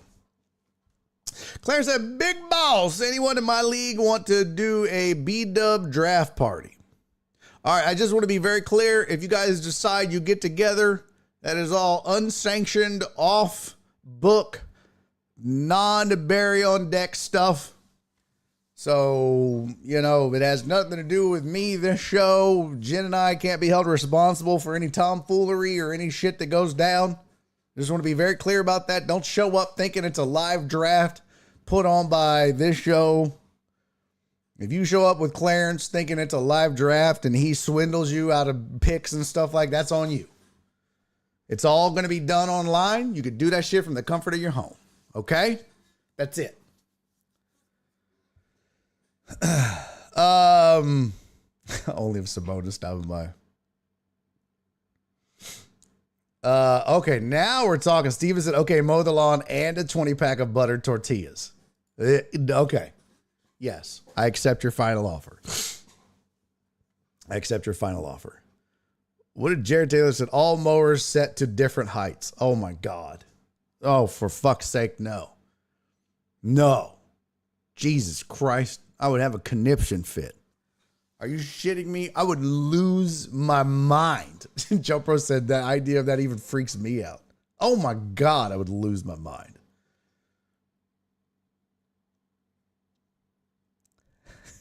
I forgot, Barry. That was last month when I had to dig that hole, wasn't it? T-Max said, don't go below 2 inches, though. St. Augustine, so you really don't want to go below 3 inches. Actually, I used to mow at about 4.5. I have since learned in my studies, and we're going to get into lawn talk here. I hope you guys are ready. One in the chat, if you have St. Augustine, you're going to care about this. But if you don't have St. Augustine, you're not going to care. And guess what? Neither do I. But I have since learned in my studies, there's a difference in. Steven said, no, not 2 inches. What?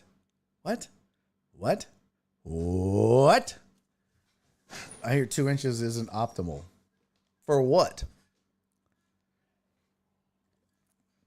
Here's the thing. What I learned about St. Augustine, mowing heights, right? So, a couple of things.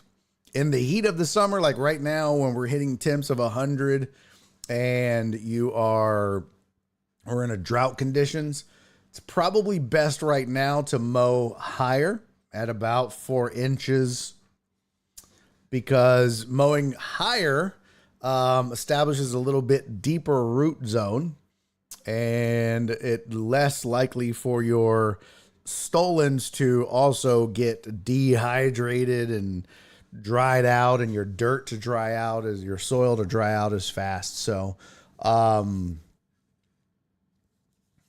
Jared said, "Now, bro, I'm learning. I'm evolving as a lawn guy. All right. So I'm listening. You're just listen to the logic. All right. In the dead ass heat of summer, you're better off mowing at higher heights.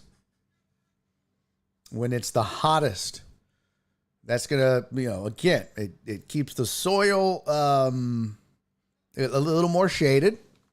Okay. Allows the root zones to get a little more established. But ideally, if you mow a little shorter, say about 3 to 3.5 inches on St. Augustine, and you do that about every 4 days, what it actually does is it will actually thicken up, and it'll actually make your grass healthier. So if you have bare spots or you have weeds that your St. Augustine is fighting with, mowing a little lower, a little shorter, but more often, your St. Augustine is actually, the fact that you're cutting it every 3 to 4 days at 3 to 3.5 inches, that process is actually going to stimulate the grass and make it grow and thicken up. So it's actually healthier for the grass to do it at, I'm at 3.5 now. That's what I'm mowing at. I'm mowing mine I was mowing it at 4.5. I'm mowing it at 3.5 now, but I'm trying to mow every 3 to 4 days. That's what I recommend. You see Barry's Farmers Only account. Shut up. How long do I have to be a Patreon member to be in the fantasy league? Just as long as you're an active Patreon member. Long as you're an active Patreon member, you don't have to. I mean, if you join now, you're in, bro. If you want to sign up now, Nasty Nate, if you're not a member, if you want to sign up and join, be my guest. Hey, there's no rules on, you can't be. Yeah. I mow about 2 to 3 weeks. No, Robert. What? Robert, you're never supposed to take off more than a third of the total length of the grass blade, bro. What are you doing? You don't give a shit. Do you get kicked out of your dropped a month in? What? I don't know what that means. Sounds like St. Augustine is pulling a dirty trick, enticing you to mow multiple times a week when it's 100 degrees out. No, I don't know what that means. Jen, now you up in my wheelhouse here. Spoons that I had a stroke. Yeah, I don't know what the fuck that was. No, Nate, you're good, bro. You join whenever. Oh, you want to join, get in the league, and then cancel? No, if you cancel during the season, no, it's for active Patreon members, famo. No, you can't. It's for active Patreon. I mean, it's free to play. So, but no.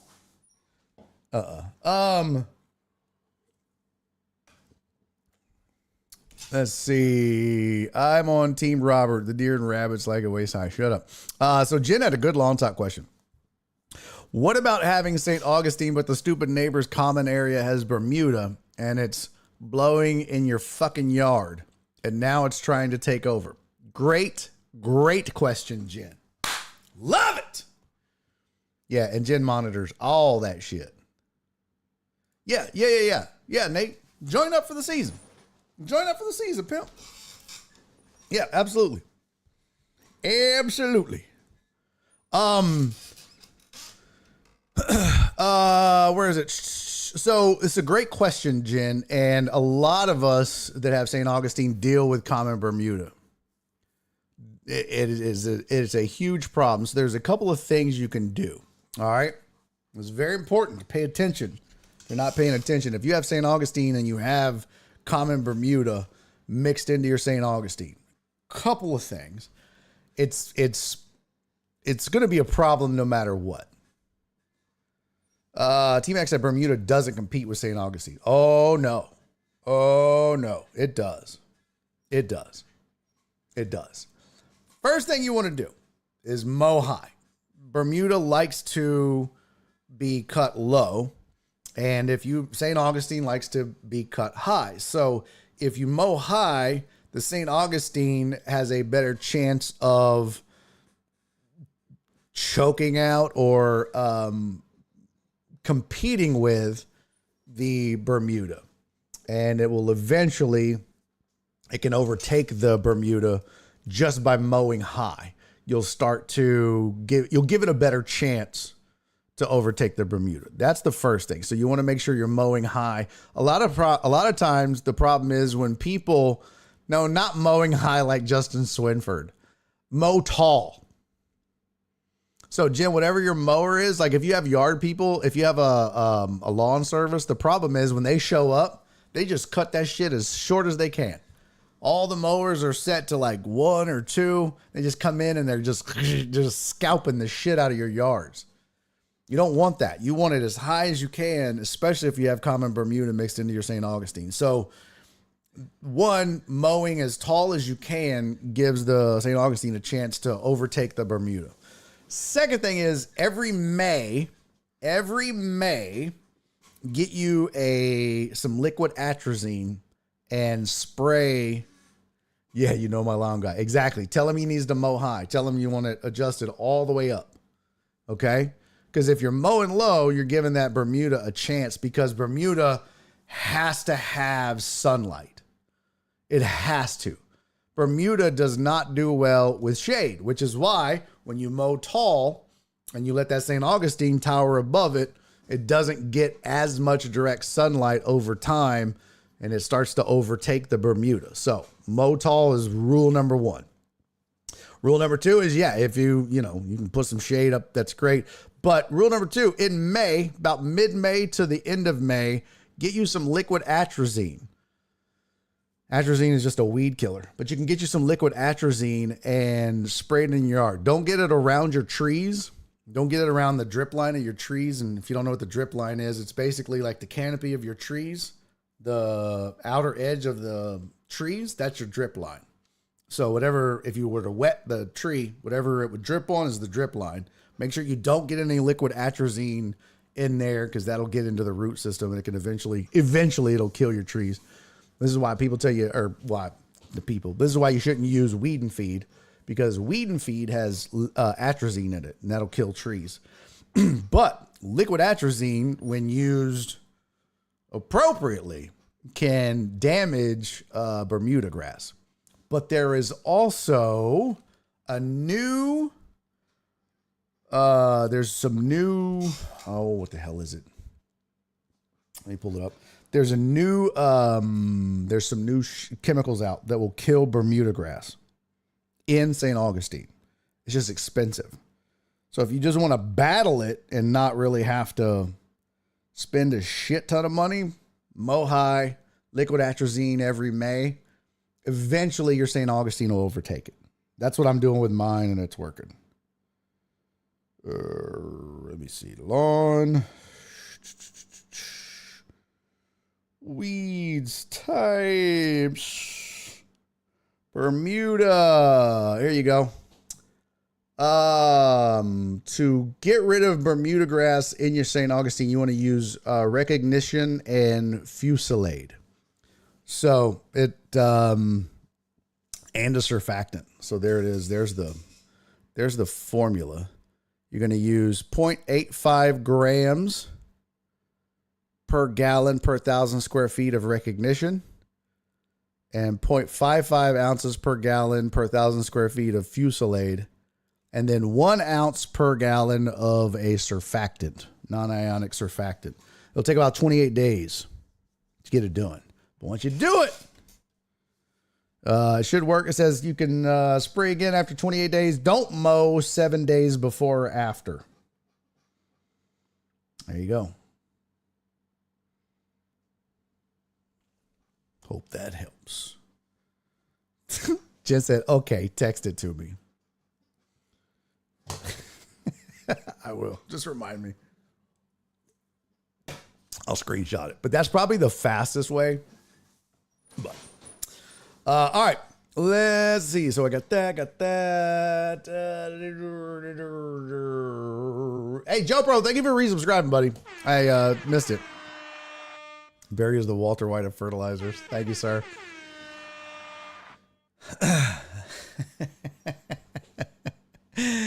That's funny. All right. Got that done. Talk about a Tuesday. We may have to push this. No, we're going to do it. Total Dallas is here. Draw a triangle around the Bermuda and you'll never see it again.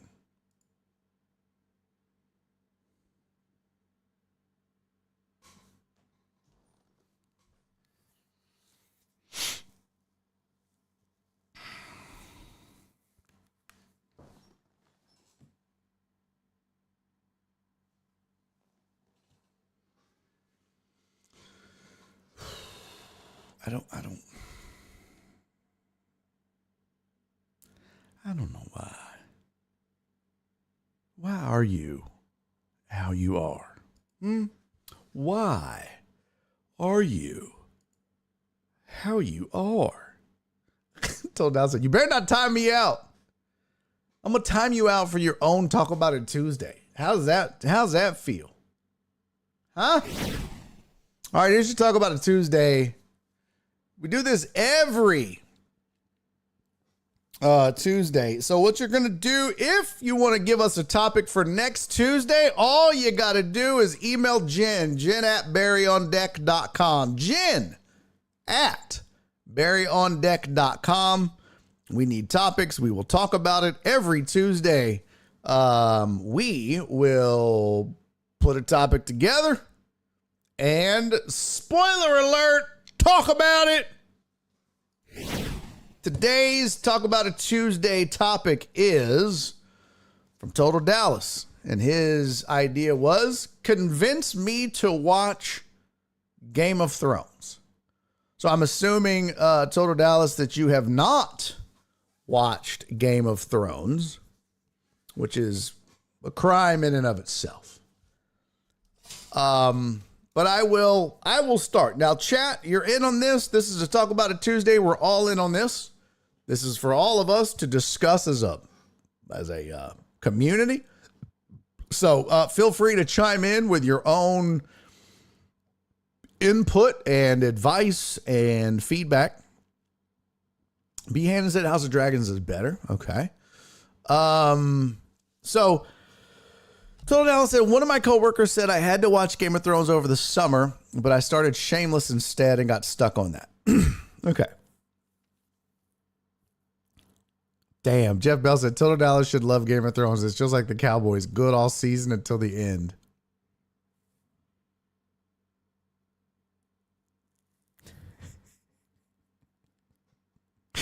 Wow. Jared said Total Dallas, watching Game of Thrones back to back is the same as watching Breaking Bad in the same scenario. It's boring as fuck. Eric Resendez said I've never watched Game of Thrones. Okay. House of Dragons, I haven't either, so I'm paying attention, Perry said. Donna said yes, me too. Donna, you've never watched Game of Thrones. All right. Here's some, let me, so first of all, Nora has never watched Game of Thrones, and she was like, oh yeah, like I really give a shit about talking trees and dragons. Okay. I'm not a talking trees and dragons and mythical creatures and a fantasy kind of guy. Okay. That's not what I'm into. But I will say, if you are into, intricate plots that involve multiple layers of deceit, deception,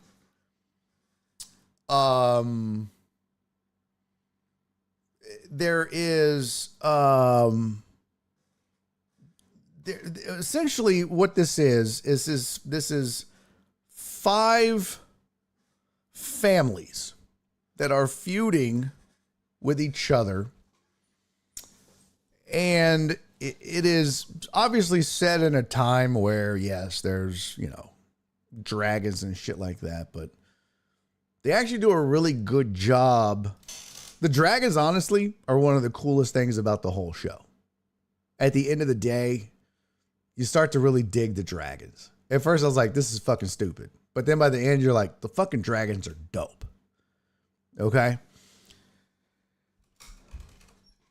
The writing is fantastic, first of all.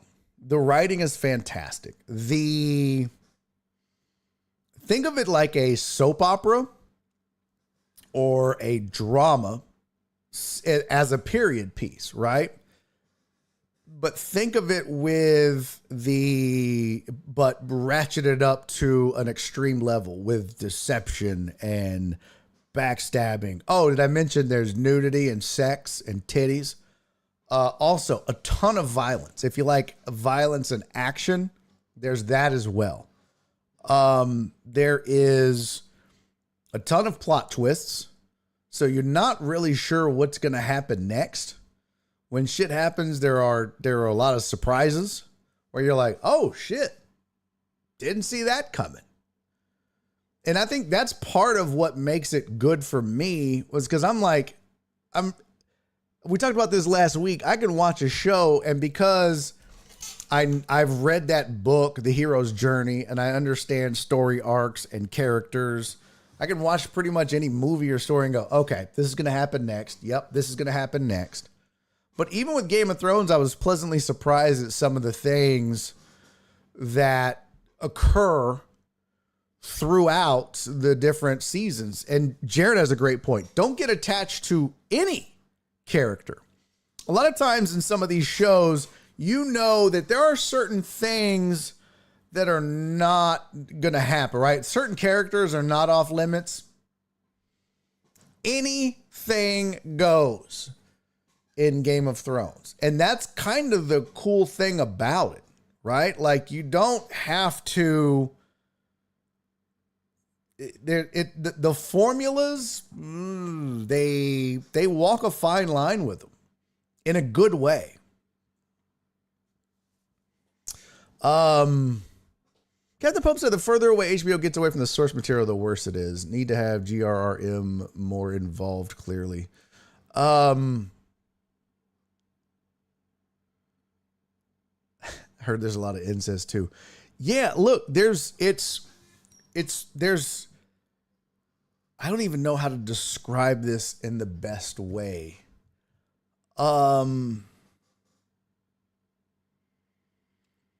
There are so many moments, and I can't remember the last season or so.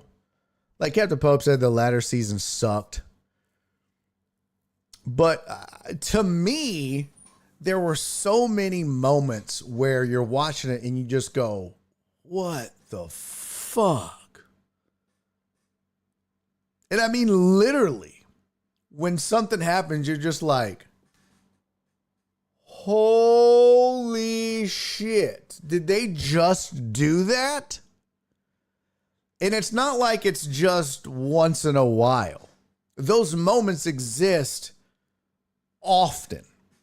And that's why I say the writing is so good, is because if you're really into something that moves along quickly, a ton of different plot lines, right? And that's the other good thing about it, is there's so many characters. There are so many different factions. There's so many different plot lines. There's so many different families. There's so much, there's so many different, characters, like I said, but you're never going to be bored with, okay, this is just the same 5 people doing the same 5 things. Nah, son. There's all kinds of shit going on. Like, you got Hodor, and you got the big butch night bitch, and you got, there's all kinds of shit. right? And you got like, and I don't even know. I'm not that nerdy dude. Y'all know that. But when I'm watching, I'm like, yo, this is fucking wild. This is crazy. Also titties. But this is crazy. And there's scenes where you're just like, oh my God, I can't look, but you gotta look. There are scenes in Game of Thrones where you are literally like, holy fuck, I can't watch this, but you can't look away. And there are, I mean, like the shame bell. I know some of you used to listen to the Blitz. You would hear about the shame bell. That whole scene was fucking insane. Imagine if you will,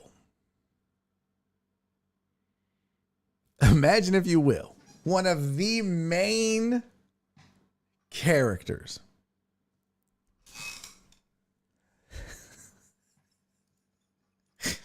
Terrence said, big butch, dyke bitch. Now you got my ribs hurt. My bad. I don't know how to describe. I mean, you know. Imagine, if you will, a main integral part of the show character. A very important character. And they decide, you know what we're going to do? We're going to humiliate this bitch. We're going to make her walk naked through the streets yelling shame at her. And then that's what they do. You're just like, what the fuck? And that was kind of a spoiler. I get it. But you'll see. You're like, what? You won't even know who. You won't know what I'm talking. But it was just like, what? What? There's just, I mean, if you like to be surprised and shocked when you watch a show, if you like to be, I can't wait for the next one, you'll love Game of Thrones. You'll absolutely love Game of Thrones, because it got to the point where you were like, God damn it, a week is too long. I don't want to wait a week for the next episode, which you're lucky. You don't have to. You can just watch the next one right away. But when you watch it, imagine having to wait 7 full days for the next one. It's that good. So that's my pitch. I don't know if I did it justice, but Captain Pope said season 1 through 4, pretty perfect. Later seasons have good moments, but logic and character development got out the window. Yeah, see, I'm not one of those guys like, just entertain me. You know what I mean? Like, just entertain me. Keep me guessing. Make it fun. Show me some titty. A little violence. I'm good. But I think overall, Walt said I was typing everything Barry said. I agree 100%. I can't tell if he's being sarcastic or real. But that's it. In a nutshell, if you love to be like surprised, like what the fuck just happened, might be, get ready to say that 1,000 times when you watch the show. The special effects are amazing. I don't know. There's just so much cool shit. The Ice King, the fucking wall, I don't know. It's badass. That's all I can tell you. It's just badass, man. It's just badass. There's so many Easter eggs in the thing that you can start to research. You could just research Easter eggs for Game of Thrones. Just the intro alone, there's a ton of Easter eggs you could learn about. It's a detailed show. For show. Damn it! We didn't get to it. All right, if you want to get your topic in for next week's Talk About It Tuesday, okay? Email jen@barryondeck.com. It can be whatever you want. I mean, we're not guaranteed that we're going to talk about your topic. We're going to pick them all. It's got to be something that we can all kind of vibe on and discuss. Maybe it's watch a series, although I will tell you, it is tough for us to watch a whole series. a new series at that. But, maybe we can. But send them all in. I don't care what it is. Send it in and we'll figure it out from there. But Jen at barryondeck.com. Every Tuesday we'll do Talk About It Tuesday. This Tuesday, this was today's. Convince me to watch Game of Thrones. Fantastic way. Fantastically done, Total Dallas. That is a great topic to start our first ever Talk About It Tuesday. Well done. That's a great topic to get us going. And there you go. Jared said, how long is the segment? However long we want it to be. This one, I think, was, 15, 20 minutes? This is probably about enough. Probably about 15, 20 minutes. Amos said, it's the only series other than The Wire that I've watched more than twice. There you go.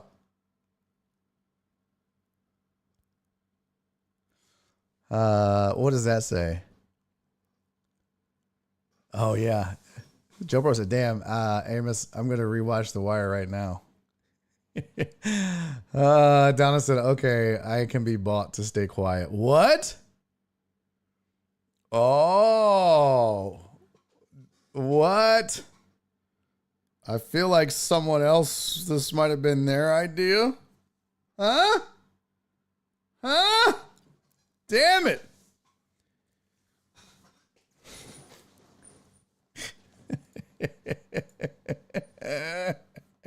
All right.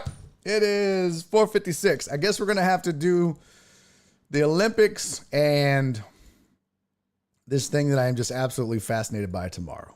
So we'll do that tomorrow. Okay. By the way, don't forget our buddy, our pal, the incomparable DMata. Rest in peace to DMata. If you still want to donate, you can do so at Jennifer-Jones-1732 on Venmo, at JNJones76 on PayPal, and $JonesJN on Cash App. As I said at the beginning of the show, I'm going to throw in $200. Whatever you guys can donate is appreciated. We're going to take all of the money and we're going to give it to DMata's wife and kids and the family. Well, we don't know how just yet, whether it's just going to be cash, whether it's going to be a HEB gift card just so she can buy food for the family or whatever. But we're going to, whatever we can do to help out, we're definitely going to help out. Robert, love you, buddy. We'll see you, King. However we can help out, we're definitely going to help out. So if you can donate, please do. Everything is appreciated. Thank you, Nate. So that's it. There we go. Another edition of Barry on Deck in the books. PB Dubs, what's up, pimp? Good to see you, homie. I just never got into it. You never got into Game of Thrones, Cisco? I don't know if you gave it enough. I don't know. I mean, the only thing I can think is, man, sometimes just shit ain't for some people, you know? It happens. Mellow and underscore. Mellow underscore. I think I know what this is going to be. Yo, Tiff, thanks for hanging out, sweetie. Walt, love you, homie. Good to have you back, my man. Yes, rest in peace to DMata, Uriel. Appreciate you, buddy. Thank you for being here. Hey, Perry. Much love, homie. Jen. Oh, Lord.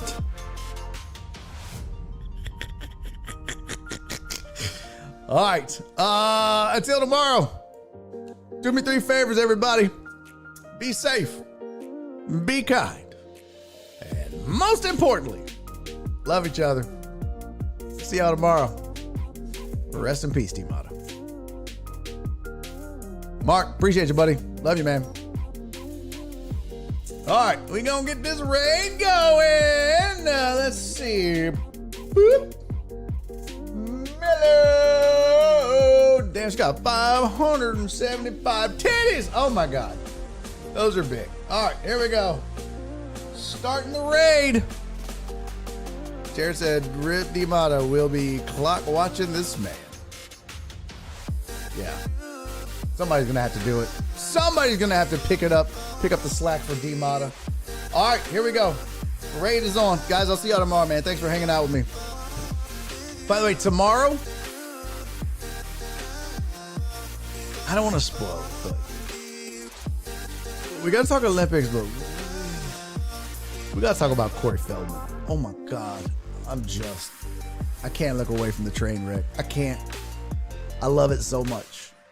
We're going to get into it deep, okay? So be ready. All right. Love you guys. Bye. Enjoy the raid. Enjoy the boobies. All right, we got 17 viewers. Oh man, the bass got deep in my ear. All right, say hi. Give her a follow.